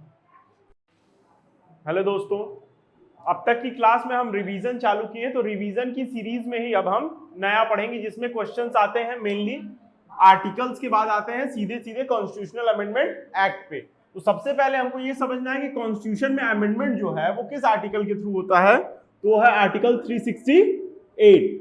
अब 368 आर्टिकल या कॉन्स्टिट्यूशनल अमेंडमेंट किस पार्ट में आएगा, तो पार्ट कौन सा है, पार्ट 20। ये क्वेश्चन भी आपसे डायरेक्ट पूछ सकता है। उसके अलावा कॉन्स्टिट्यूशन अमेंडमेंट एक्ट जब भी होगा उसमें हम दो चीज बताए थे कि दो तरीके से होगा। दोनों कैसा होगा, स्पेशल मेजॉरिटी से। क्यों, क्योंकि संविधान में बहुमत चेंज करना कैसी बात है, प्रमुख बात है। तो स्पेशल मेजॉरिटी से जब होगा तो कैसे होगा, अगर उसका नेचर फेडरल है तो आधे राज्यों की क्या होगी, अनुमति मांगी जाएगी। अगर फेडरल नहीं है तो 2/3 दोनों सदनों से, हाँ 2/3 दोनों सदनों से, ये दोनों जगह पे होगा, ये बात समझिए। इसके बाद अगर इसका नेचर फेडरेशन का है, संघीय ढांचा पे अगर वो करता है तो उसमें क्या होगा, हाफ ऑफ द स्टेट भी लिया जाएगा। आप आधे राज्यों की क्या करेंगे, अनुमति भी लेंगे। अब यहाँ पे जब हमको ये समझ में आया कि जब इस तरीके से बदलाव हो रहा है तो संविधान संशोधन करना क्यों जरूरी है। देखिए जैसे जैसे समय बदलता है वैसे वैसे आदमी का नेचर बदलता है, नेचर बदलता है तो देश भी बदलता है, तो बदलाव जो है जरूरी है। क्यों, क्योंकि स्टैग्नेंट कुछ रह नहीं सकता। अगर आप किसी चीज को रोक दें, उसके बहाव को रोक दें तो क्या हो जाता है, खराब हो जाता है। आप कैसे हो जाएंगे, रूढ़िवादी हो जाएंगे। तो हमारा देश जो है एक ऐसा देश है जो रूढ़िवादी तो नहीं है, ये आप साफ कह सकते हैं। इस वजह से इसमें बदलाव होते रहे। उसमें सबसे जरूरी बदलाव जो था वो था 42वां संशोधन अधिनियम 1976 का। अब ये क्यों जरूरी है, टाइम देखिए है इंदिरा गांधी का। कौन है प्रधानमंत्री, इंदिरा गांधी। और यही समय है इमरजेंसी का भी, नेशनल इमरजेंसी का ये समय है।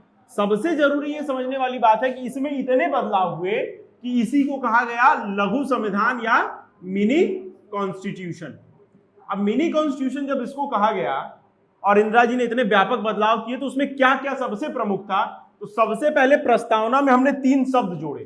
जब हम लोग प्रस्तावना पढ़ रहे थे तो हमने देखा है कि प्रस्तावना सिर्फ एक बार संशोधित हुआ है, और वो कब, 42वें संविधान संशोधन के तहत 1976 में। उसमें 3 शब्द क्या जोड़े गए, सोशलिज्म समाजवादी, दूसरा पंथ निरपेक्ष सेकुलर, और तीसरा क्या है, इंटीग्रिटी ऑफ इंडिया अखंडता। ये तीनों शब्द जोड़े गए। अब क्वेश्चन आपको किस तरीके से पूछ लेता है, या तो डायरेक्ट पूछ ले आपसे कि 42वें संशोधन के तहत प्रियम्बल में क्या क्या जोड़ा गया, या एक एक भी पूछ सकता है कि ये किस संविधान संशोधन के तहत जोड़ा गया, या ये पूछ सकता है कि 76 के बाद संविधान में की प्रस्तावना में क्या क्या है इन द सेंस कि जैसे पहले क्या था, एसडीआर था, आपको याद करने के लिए बताया था, सॉवरेन, डेमोक्रेटिक और रिपब्लिक, ये चीज थी। हमने 2 एस और जोड़ा, कौन कौन सा, समाजवादी और सेकुलर का, सोशलिज्म और सेकुलर का। तो ये फिर क्या हो गया, SSDR, ये चीज हो गई। तो आपसे ये पूछ सकता है कि 76 से पहले मूल संविधान में क्या था, तो सिर्फ आप ये लिखेंगे। क्वेश्चन की समझिए, उसकी भाषा को समझिए, वो जरूरी है। ठीक, बिना भाषा के ज्ञान के आपको नहीं हो पाएगा। आपका लैंग्वेज इंपॉर्टेंट है कि क्वेश्चन की लैंग्वेज क्या कहना चाह रहा है।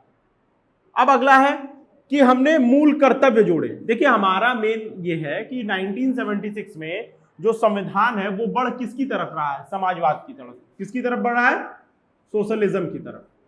अब सोशलिज्म होता क्या है, सोशलिज्म है जब आप बराबरी का अधिकार देते हैं, वही समाजवाद है। निचले तबके को और ऊपरी कमाई के हिसाब से आप जब उसको बराबर करते हैं तो क्या होगा, वो समाजवाद कहलाता है। ठीक, अब ये लेमैन लैंग्वेज में है। अब असली समाजवाद आपको पढ़ना है कि सोशलिज्म क्या है, तो उसका बहुत ब्रॉडर रूप है, वो हमको पॉलिटी में जरूरत नहीं है। हाँ, अगर किसी का PSIR ऑप्शनल है उसको चाहिए, फिलॉसफी आप पढ़ रहे हैं तब पढ़िएगा, यहां मैं समझाऊंगा तो बहुत टाइम लेगा।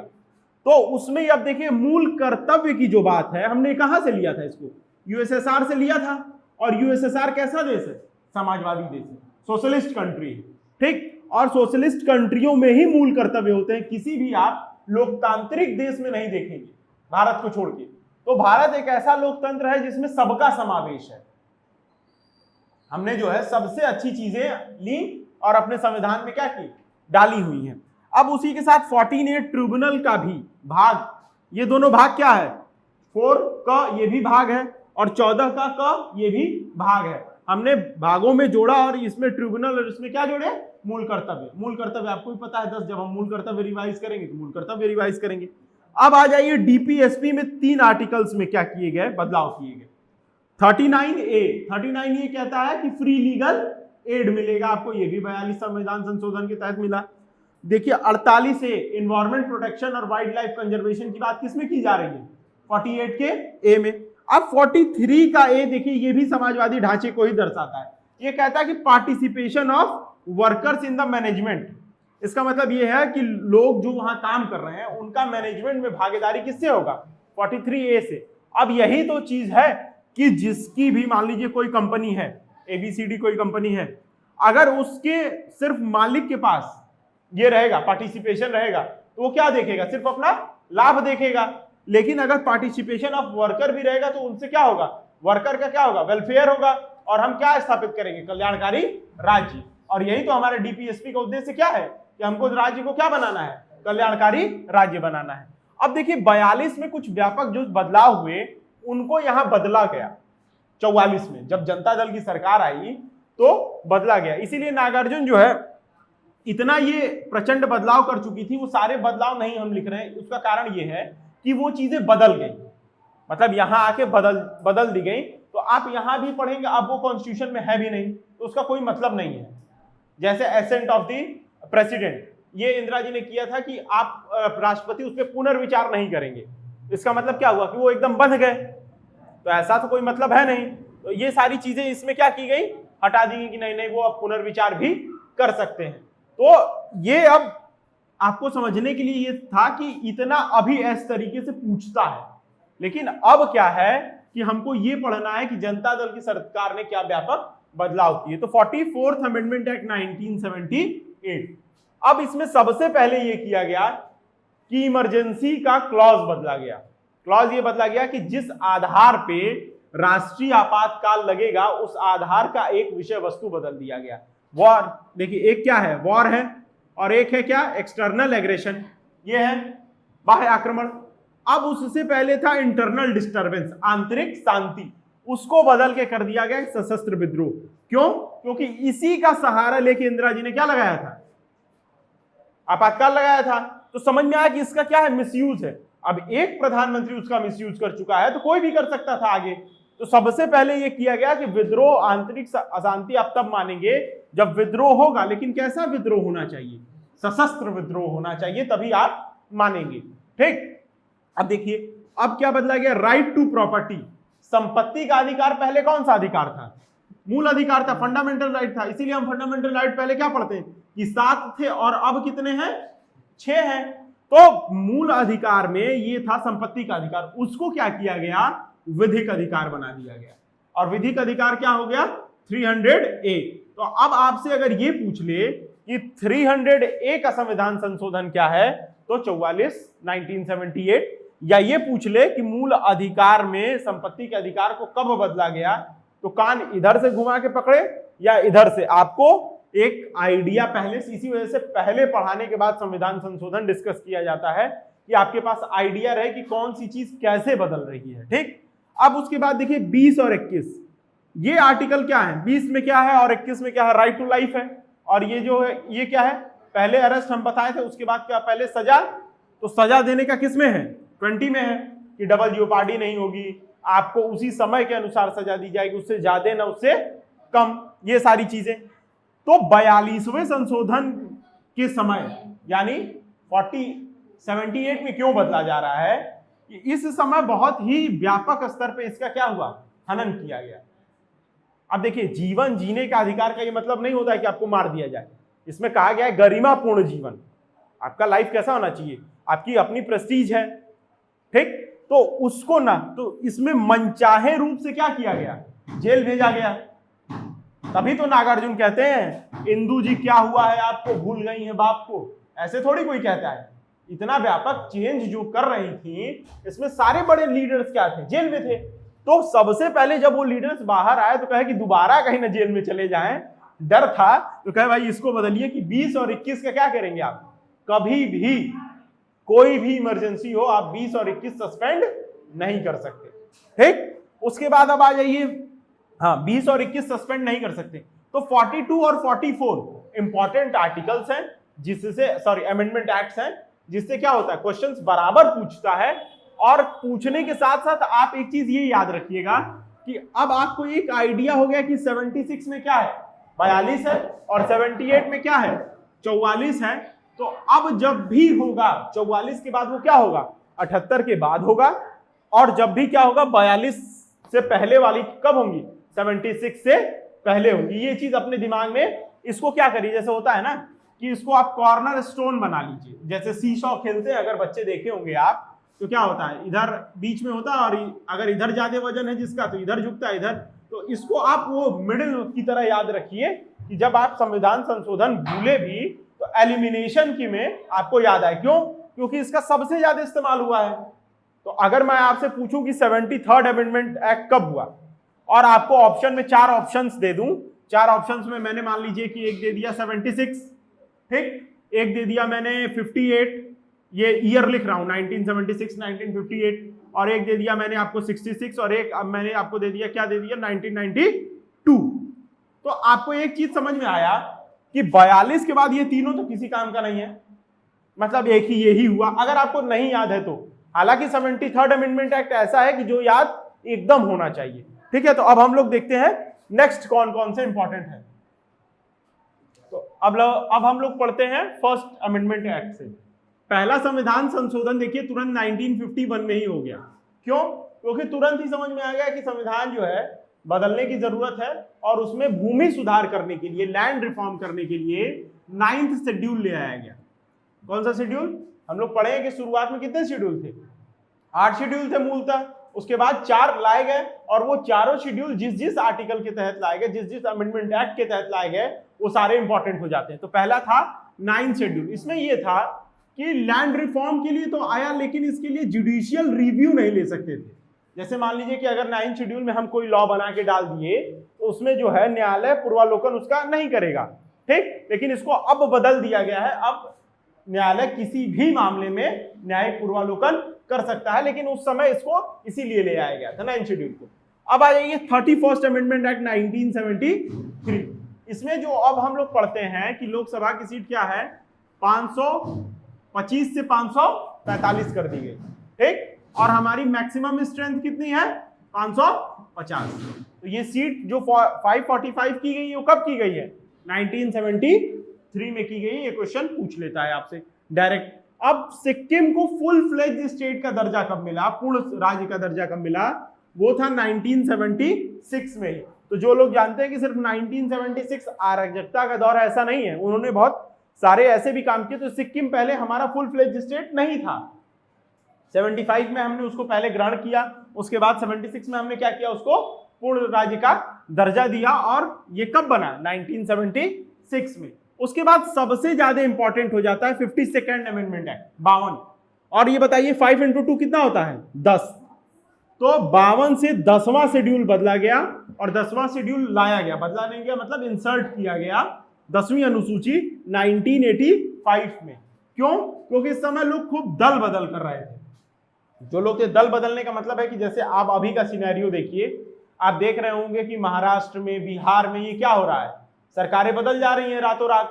तो ये सब क्या है, इसमें ये था कि जब अगर विधायक दूसरे दल में जाए तो उस पर क्या लगे, एंटी डिफेक्शन लॉ लगे। क्या लगे? एंटी डिफेक्शन लॉ लगे, दल बदल का कानून लगे। और ये कानून कहां कैसे होगा, ये सारी चीजें हम उधर पढ़ चुके हैं। तो 10th शेड्यूल इसीलिए बार बार पूछता है। और इस साल भी क्यों इंपॉर्टेंट हो जाता है, क्योंकि इस साल भी ये करंट सिनेरियो में है। देखिए स्टैटिक क्वेश्चंस इसी तरीके से बनते हैं।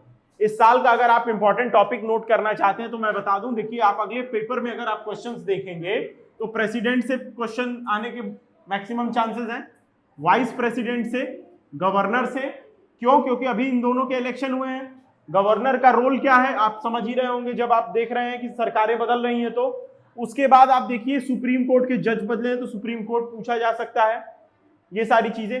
पंचायती राज हमेशा से फेवरेट रहा है, आप इसको इग्नोर नहीं कर सकते किसी भी एग्जाम में। पंचायती राज जो है ये आप कभी भी इग्नोर नहीं कर सकते अपने एग्जाम के लिए। उसके बाद हुआ फंडामेंटल राइट्स। तो हम लोग रिवीजन भी इसी तरीके से करेंगे। क्यों? क्योंकि हमने पढ़ा तो क्रोनोलॉजी ऑर्डर में पढ़ ही चुके हैं हम। तो हमारे दिमाग में क्या है, क्रोनोलॉजी तो है, लेकिन हम जब को रिवीजन करना है तो पहले हम ये इंपॉर्टेंट करेंगे ना कि पहले मोस्ट इंपॉर्टेंट हम रिवाइज कर लिए, उसके बाद करेंगे हम क्या, लीस्ट इंपॉर्टेंट रिवाइज। क्यों? क्योंकि अगर नीचे का छूट भी जाए तो कोई दिक्कत ना हो। हालांकि छूटेगा नहीं, आपको भी जब रिवीजन करना होगा इसी तरीके से करना होगा कि पहले आप इंपॉर्टेंट टॉपिक्स अपने नोट से पढ़ जाइए जब आपका एग्जाम आ रहा है। तो अगर आपके पास समय नहीं है तो समय है तो पूरा पढ़ जाइए, हाँ, लेकिन इन पे विशेष ध्यान दीजिए। ठीक, तो हम कहां थे, ये 10 शेड्यूल पे। तो 61st देखिए, ये क्या है, 1988। इसमें क्या किया गया कि अभी आप 18 साल के हो जाते हैं तो चुनाव में चले जाते हैं मतदान करने। पहले था 21 साल, इसको कम किया गया कब, 61st अमेंडमेंट एक्ट 1988 में। आपको देखिए इसमें कोई ट्रिक्स नहीं है, कुछ भी नहीं है, आप सीधे याद करेंगे, क्योंकि उसका रीजन है आप कितनी चीजें ट्रिक से बनाएंगे। अगर आप बना सकते हैं तो बनाइए। मैंने कहा था आप अपने लिए अपनी कहानियां गढ़िए, मैंने आपको एग्जाम्पल्स के लिए दे ही दिया है। तो आप अब 60-61 से जो भी कहानी बनाना चाहते हैं वो आप अपने हिसाब से बनाइए। ठीक, अब आप देखिए ये चीज क्या है कि बायोलॉजी में आप पढ़ते हैं कि every next generation is a complex generation. जो नेक्स्ट जनरेशन आती है वो आपसे कॉम्प्लेक्स होती है। तो पहले ये लगा था कि 21 साल तक लोगों को क्या है कि उतनी बुद्धि नहीं है कि वो मतदान करें। अब 18, कुछ दिन बाद हो सके 15 हो जाए। बच्चा पैदा होते ही क्या करता है, इंस्टाग्राम फेसबुक सब चला रहा है, वो उसको सबसे ज्यादा यूट्यूब पे मजा आता है। ठीक, तो ये सारी चीजें हैं उसके पास। अब नॉलेज क्या है, अब नॉलेज रुकी हुई थोड़ी है, फ्लो कहाँ है, अब फ्लो हर जगह है। अब आपकी कैपेसिटी कितनी है और आपका कितना दिमाग काम कर रहा है, इन द सेंस कि यूट्यूब पे पढ़ने वाली चीजें भी हैं, टेक्निकल चीजें भी हैं, गाना भी है, काफी चीजें तो हैं। आप क्या चूज करते हैं वो आपकी मर्जी है। तो अब आ जाइए 69 पे। 69 अमेंडमेंट एक्ट सबसे ज्यादा इंपॉर्टेंट है और पूछता इस वजह से है, और ये हुआ था 1991 में कि दिल्ली को जो है राजधानी क्षेत्र घोषित किया गया। जो आप एनसीआर पढ़ते हैं आज, वो कब घोषित किया गया, 69th अमेंडमेंट एक्ट 1991 में। और दिल्ली की विधानसभा 70 सीटों वाली होगी, ये भी इसी समय आया था। इससे पहले क्या था कि दिल्ली यूटीज में तो गिनी जाती थी, तो पूरा कौन करता था, लेफ्टिनेंट गवर्नर करते थे। उस समय ये नहीं था कि कोई राजधानी क्षेत्र होगा, कोई उसका मुख्यमंत्री होगा। अभी तो क्या है कि मुख्यमंत्री है। और आप फिर ये एग्जाम में क्यों इंपॉर्टेंट है, आप देखिए कि दो पार्टीज जो हैं, एक दिल्ली की एक सेंटर की, वो क्या है, आए दिन आप न्यूज़पेपर पढ़ रहे हैं कि क्लासेस में है, डेली क्लासेस में है। तो एग्जामिनर देखिए, एग्जामिनर क्या है, एग्जामिनर की एज ऑलमोस्ट गेस करिए क्या हो सकती है, नियर बाई 60 होगी। तो नियर बाई 60 के लोगों की जरा सोचिए कि वो सबसे पहले उठते क्या करते हैं, न्यूज़पेपर उठाते हैं और दे दनादन एक एक पेज, एक एक पन्ना, एक एक लाइन अगर खाली है तो पढ़ जाते हैं। तो अगर मैं ही या आप ही डेली न्यूज़पेपर पढ़ रहे हैं, क्यों करंट अफेयर्स आजकल इंपॉर्टेंट हो गया है, ये समझिए, उसके पीछे की साइकोलॉजी समझिए। कि अगर मैं डेली पेपर पढ़ रहा हूं, एक दिन मैंने दिल्ली और सेंटर का क्लास देखा, 2 दिन देखा, 3 दिन देखा, 4 दिन देखा, मैं पार्टी का नाम नहीं ले रहा हूं, सबको पता है, ठीक, बायसनेस नहीं है, मैंने देख रहा हूं क्या कि ए वर्सेस बी ये चल रहा है डेली। अब एग्जामिनर डेली ये पढ़ रहा है, तो जब वो एग्जाम में पेपर बनाने जाएगा तो उसके दिमाग में कहीं ना कहीं तो दिल्ली आएगी। तो अब दिल्ली से वो 4 तरीके से क्वेश्चन बना सकता है। अगर वो पॉलिटी से बनाना चाहे तो पूछ लेगा कि दिल्ली की राजधानी क्षेत्र बताइए। अगर हिस्ट्री के रहे सर तो ये पूछ लेंगे कि दिल्ली पहली बार राजधानी कब बनी ये बताइए। या दिल्ली का इतिहास पूछ लेंगे कि इंडिया की राजधानी की चेंजेस बताइए, कब लाहौर से दिल्ली आया, दिल्ली से कब आगरा गया, फिर दिल्ली आया, कब अंग्रेजों ने प्रॉपर दिल्ली किया, कब हमने दिल्ली माना। तो पूछने वाला तो कुछ भी पूछ सकता है। तो ये चीज इंपॉर्टेंट हो जाती है। अब वो रोज दल बदल देख रहे हैं, रोज देख रहे हैं क्या कि सरकारें क्या हो रही हैं, बदली जा रही हैं। तो वो पूछ सकते हैं ना कि इसमें गवर्नर का रोल क्या है, तो गवर्नर क्या हो गए, इंपॉर्टेंट हो गए। रोज वो भी पढ़ रहे हैं कि द्रौपदी मुर्मू जी भारत की राष्ट्रपति बनी, पहली महिला ट्राइबल महिला है, दूसरी महिला है, उनके दिमाग में भी तो है, सिर्फ आप ही के दिमाग में थोड़ी आप पढ़ रहे हैं। तो ठीक, तो ये सारी चीजें इसी वजह से वो करते क्या है कि जरूरी नहीं है कि आपसे नाम पूछे, लेकिन इलेक्शन पूछ लिए कि ये बताइए कि प्रेसिडेंट के इलेक्शन का आर्टिकल क्या है। क्या प्रेसिडेंट दोबारा चुने जा सकते हैं या नहीं चुने जा सकते हैं। इस वजह से इसके स्टैटिक्स पार्ट्स क्या हो जाते हैं, इंपॉर्टेंट हो जाते हैं ऐसे टॉपिक्स के। ठीक, तो अब आ जाइए 73rd अमेंडमेंट एक्ट 1992 पे। हमने क्या पढ़ा था कि पंचायती राज था, नागौर जिले से स्टार्ट हुआ 1959 में 2 अक्टूबर को, लेकिन उसको संवैधानिक दर्जा कब मिला, 1992 में। किस अमेंडमेंट एक्ट के तहत, 73rd अमेंडमेंट के तहत। और किस शेड्यूल में जोड़ा गया, 11th शेड्यूल में। अब देखिए हमने क्या पढ़ा, 9th पढ़ लिया, 10th पढ़ लिया, 11th पढ़ लिया, उसके बाद हम क्या पढ़ लेंगे, 12। 73rd 74 साथ साथ आए और ये लगभग सबको याद है 92। इसमें क्या हुआ, 9A जोड़ा गया, ये नगर पंचायतों के लिए है। नगर पंचायत का मतलब है कि आप, ये क्या है, ये ग्राम है, और ये क्या है, नगरीय स्वशासन की बात करता है, ये ग्राम स्वशासन की बात करता है। तो 9A और 12th शेड्यूल, 9A ये क्या है, ये पार्ट है, और ये क्या है, अनुसूची है। अब हमारी अनुसूचियां 12 खत्म हो गई कि नहीं। तो एक चीज यहां से अब आपको क्वेश्चन समझ में आएगा कि अगर मान लीजिए पूछ लिया कि 12वीं अनुसूची कब जोड़ी गई, तो अगर मैं कहूं कि ये बताइए कि कहां से क्वेश्चन है, अनुसूची से है कि संविधान संशोधन से है, कहां से है, तो ऐसा कुछ नहीं है ना कि डिमार्केट किया हुआ है कि नहीं ये चीज यहां से, ये चीज यहां से है। तो ये सारी चीजें आपको इस तरीके से पढ़नी है। अब हम लोग देखेंगे और इंपॉर्टेंट आर्टिकल। तो अब हम लोग पढ़ेंगे नेक्स्ट कॉन्स्टिट्यूशनल अमेंडमेंट एक्ट। देखिए उसमें सबसे इंपॉर्टेंट है 86। क्यों इंपॉर्टेंट है कि 86 तीन चीजों में चेंज करता है, एक फंडामेंटल राइट में, डीपीएसपी में और फंडामेंटल ड्यूटी में। मैंने आपको 86 अलग से पढ़ाया भी था, आज यहाँ आप रिवीजन कर रहे हैं तो फिर से पढ़िए। अब देखिए इसमें ये क्या है कि 21 में क्या किया गया कि राइट टू एजुकेशन, शिक्षा का अधिकार जोड़ा गया। वो कितने से कितने साल के बच्चों का, 6 से 14 साल के बच्चों का। इससे पहले डीपीएसपी में आर्टिकल 45 में ये लिखा हुआ था कि हम 6 से 14 साल के बच्चों को क्या करेंगे, फ्री एजुकेशन देंगे। तो जब ये बात यहां पे मान ली गई, डीपीएसपी क्या है, राज्य को नीति निर्देशकता, तो राज्य को निर्देश देती है कि आप इस तरीके से काम करिए। तो राज्य ने क्या किया, ये मान लिया और ये इसको क्या बना दिया, मूल अधिकार बना दिया। तो अब ये जगह तो वैकेंट हो गई ना, तो इसकी क्या की गई, नेचर बदल दिया गया आर्टिकल 45 का। अब यहां पे कर दिया गया है कि 0 से 6 साल तक के बच्चे को क्या करेंगे, हम उनके शिक्षा की, अब 0 क्यों है, 0 से शिक्षा के साथ साथ इनके भरण पोषण की भी व्यवस्था की बात की जाती है। यहां पढ़ना नहीं, 0 से पढ़ाना नहीं है, बस वो एक एज के लिए कर दिए कि 6 साल तक के बच्चों को, 0 नहीं लिखे हैं, वो लिखे 6 साल तक के बच्चों का। तो 6 साल तक के बच्चों को आप क्या करेंगे, हम प्री प्राइमरी एजुकेशन भी क्या करेंगे, फ्री करने की कोशिश करेंगे। ये अब राज्य का क्या है, नेक्स्ट टारगेट दिया गया है।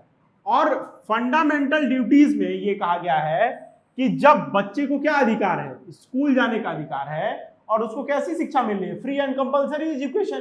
ठीक, तो इसमें ये कहा गया कि अब फंडामेंटल ड्यूटी हमारे कर्तव्य में ये जोड़ दिया गया कि ये माता पिता का कर्तव्य है कि वो अपने 6 से 14 साल के बच्चों को क्या करें, शिक्षा के लिए अवसर प्रदान करें, उसको स्कूल भेजें, ये सारी चीजें करें। अब ये क्या हो गया, ड्यूटी ऑफ दी पेरेंट्स करके इसको जोड़ दिया गया। अब तीनों देखिए किससे रिलेटेड है, 2002, 86 अमेंडमेंट एक्ट 2002। तो तीनों आपके दिमाग में क्या होना चाहिए, क्लियर होना चाहिए। अब आ जाइए 91st अमेंडमेंट एक्ट 2003। इसमें यह कहा गया कि जो मंत्री परिषद होगी वो लोकसभा से, केंद्रीय मंत्री परिषद लोकसभा से 15% से ज्यादा नहीं होगी।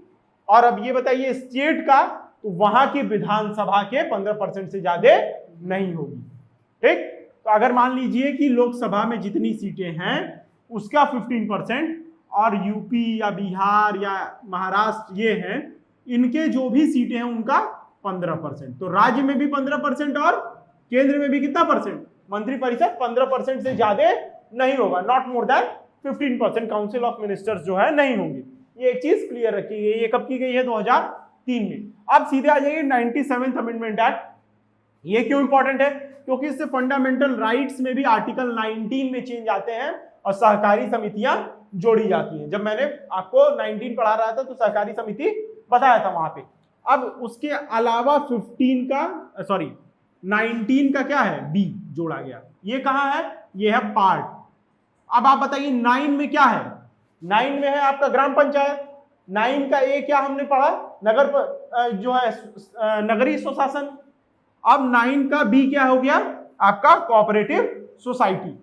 ये सारी चीजें एकदम क्लियर है, 9 भी पूरा क्लियर हुआ। अब आ जाइए 100। मैंने आपको कितनी बार कहा है, वो किसी क्रिकेटर की सेंचुरी हो या आर्टिकल्स की सेंचुरी हो या कॉन्स्टिट्यूशनल अमेंडमेंट एक्ट की सेंचुरी हो, सेंचुरी शुरू से क्या रही है, इंपॉर्टेंट रही है। तो सेंचुरी, अब देखिए इसमें कुछ नहीं है, ऐसा बहुत बार होता है। भारत और बांग्लादेश के मध्य भूमि हस्तांतरण मतलब लैंड का ट्रांसफर होता है। अब लैंड का ट्रांसफर समझिए कैसे होता है। मान लीजिए कि ये इंडिया है, आप ये देखते हैं, ये इंडिया का मतलब आधा नक्शा है और यहाँ से ऐसे बांग्लादेश त्रिपुरा से जुड़ा हुआ है। त्रिपुरा एक ऐसा है स्टेट जो तीनों साइड से बांग्लादेश से क्या है, अपना बॉर्डर शेयर करता है 3 साइड से।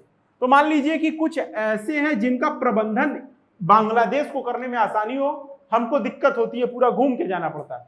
तो हमने क्या किया कि कहा कि कुछ आप हमको दे दीजिए, ये जो हमारे मतलब आपको दिक्कत दे रही है, जो हमको दिक्कत दे रही है वो आप ले लीजिए।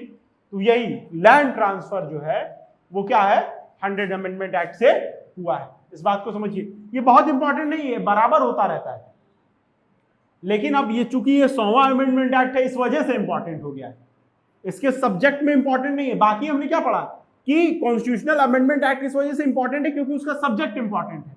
ये एक इंपॉर्टेंट इस वजह से है क्योंकि ये कॉन्स्टिट्यूशनल अमेंडमेंट एक्ट इंपॉर्टेंट है, इसका सब्जेक्ट इंपॉर्टेंट नहीं है, लेकिन आपको याद रखना है। अब 101 दान चंदा ये भी तो देंगे, 101 भी इंपॉर्टेंट हो जाता है। किसी को आप 100 रुपए तो देते नहीं है, देखे होंगे भाई, सबके घर में क्या होता है 101 रुपया चाहिए। तो 101 में किसकी बात है, 101 क्या करते हैं, चंदा देते हैं, दक्षिणा देते हैं, तो ये सब क्या है, जीएसटी वही है, धन की बात है। 101 में हो गया आपका। अब आ जाइए 102 पे। 102 पे राष्ट्रीय पिछड़ा वर्ग आयोग ओबीसी का कमीशन को जो है वो क्या किया गया, संवैधानिक दर्जा दिया गया। ठीक, अब हमने आपको बताया था कि नेता क्या करते हैं, 338 पहले एक था SC ST, 338 और 338A बना दिए। उसी तरीके से ओबीसी कमीशन था, इसको और बढ़ा दिए। सब बस उनको तो पढ़ाना नहीं है, आपको परेशान कर रहे हैं। तो 1/3 पे आइए। 103 में है EWS, सामान्य वर्गों में जो गरीब हैं उनके लिए क्या है, आरक्षण की बात कही गई है। इकोनॉमिक वीकर सेक्शन की बात, उनको कितना % आरक्षण मिलेगा, 10% आरक्षण की बात कही गई है। और ये कब आया था, 2019 में, और ये कब आया था, 2016 में, और ये देखिए ये भी 2019 में आया है, राष्ट्रीय पिछड़ा वर्ग भी। ठीक, अब आ जाइए 104 पे। 104 भी कब आया है, 2019 में आया है। और इसका क्या है, इसने एंग्लो इंडियन का जो रिप्रेजेंटेशन था, जो नॉमिनेट किए जाते थे, अभी तभी आप लोकसभा जब मैं पढ़ा रहा था तो आपको कहा था कि पहले 545 होती थी, अब कितनी हो गई है, 543। ये +2 जो था वो एंग्लो इंडियन सीट जो है नॉमिनेट करते थे। कौन करते थे, प्रेसिडेंट करते थे। ये चीज हमने पढ़ा है, क्वेश्चन इस तरीके से भी पूछ सकता है। ये रद्द तो हो गया है, लेकिन कौन करते थे, पास्ट में भी तो बना सकता है। तो कौन करते थे, प्रेसिडेंट करते थे। इनका रिजर्वेशन अब खत्म कर दिया गया है, आंग्ल भारतीयों का रिजर्वेशन खत्म कर दिया गया है। लेकिन SC ST का रिजर्वेशन 10 साल के लिए और क्या किया गया है, एक्सटेंड कर दिया गया है। अब 10 साल के लिए एक्सटेंड क्यों किया गया है, क्योंकि अभी भी सरकार का यह मानना है कि क्या होगा, सरकार का यह मानना है कि अभी भी इनका रिप्रेजेंटेशन क्या है, पूरा नहीं हो पाया है। देखिए रिजर्वेशन क्यों दिया जाता है ये भी सोचिए। रिजर्वेशन जब बात चलती है कॉन्स्टिट्यूशन में तो ये होता है कि आपका रिप्रेजेंटेशन अगर नहीं है तो आपको रिजर्वेशन दिया जाएगा। अब इनको EWS 10% क्यों दिया जा रहा है, क्योंकि इनका रिप्रेजेंटेशन नहीं है तो दे रहे हैं। हर चीज, किसी भी चीज को क्या करना है, हमको होलिस्टिकली अप्रोच के साथ देखना है। आपको क्या कर रहे हैं कि सर्वांगीण विकास के लिए बनाया गया ना, कि सबका विकास हो, किसी एक आदमी का नहीं। तो एंग्लो इंडियन के ये माना गया कि नहीं, अब ठीक है, आपको जितना दिए हो गया, अब आपका कंप्लीट हो गया, ऐसा कोई नहीं है। तो इस वजह से इसको हटा दिया गया, लेकिन इसको क्या कर दिया गया, 10% अभी और 10 साल के लिए इंक्रीज कर दिया गया। हाँ, एक चीज देखिए, यहां पे मैंने गलती से लिख दिया, ये 2018 है, 102 अमेंडमेंट एक्ट ये 2018 है, वो तो उसको करेक्ट कर लीजिएगा, ये फ्लो में थोड़ा कभी कभी हो जाता है। तो इसी के साथ हमारा कॉन्स्टिट्यूशनल अमेंडमेंट एक्ट का जो चैप्टर है वो कंप्लीट हो गया। अब हम मोस्ट इंपॉर्टेंट जो टॉपिक्स जो मैंने बताए हैं इनका हम रिवीजन करेंगे, वो नेक्स्ट क्लास में हम देखेंगे। धन्यवाद।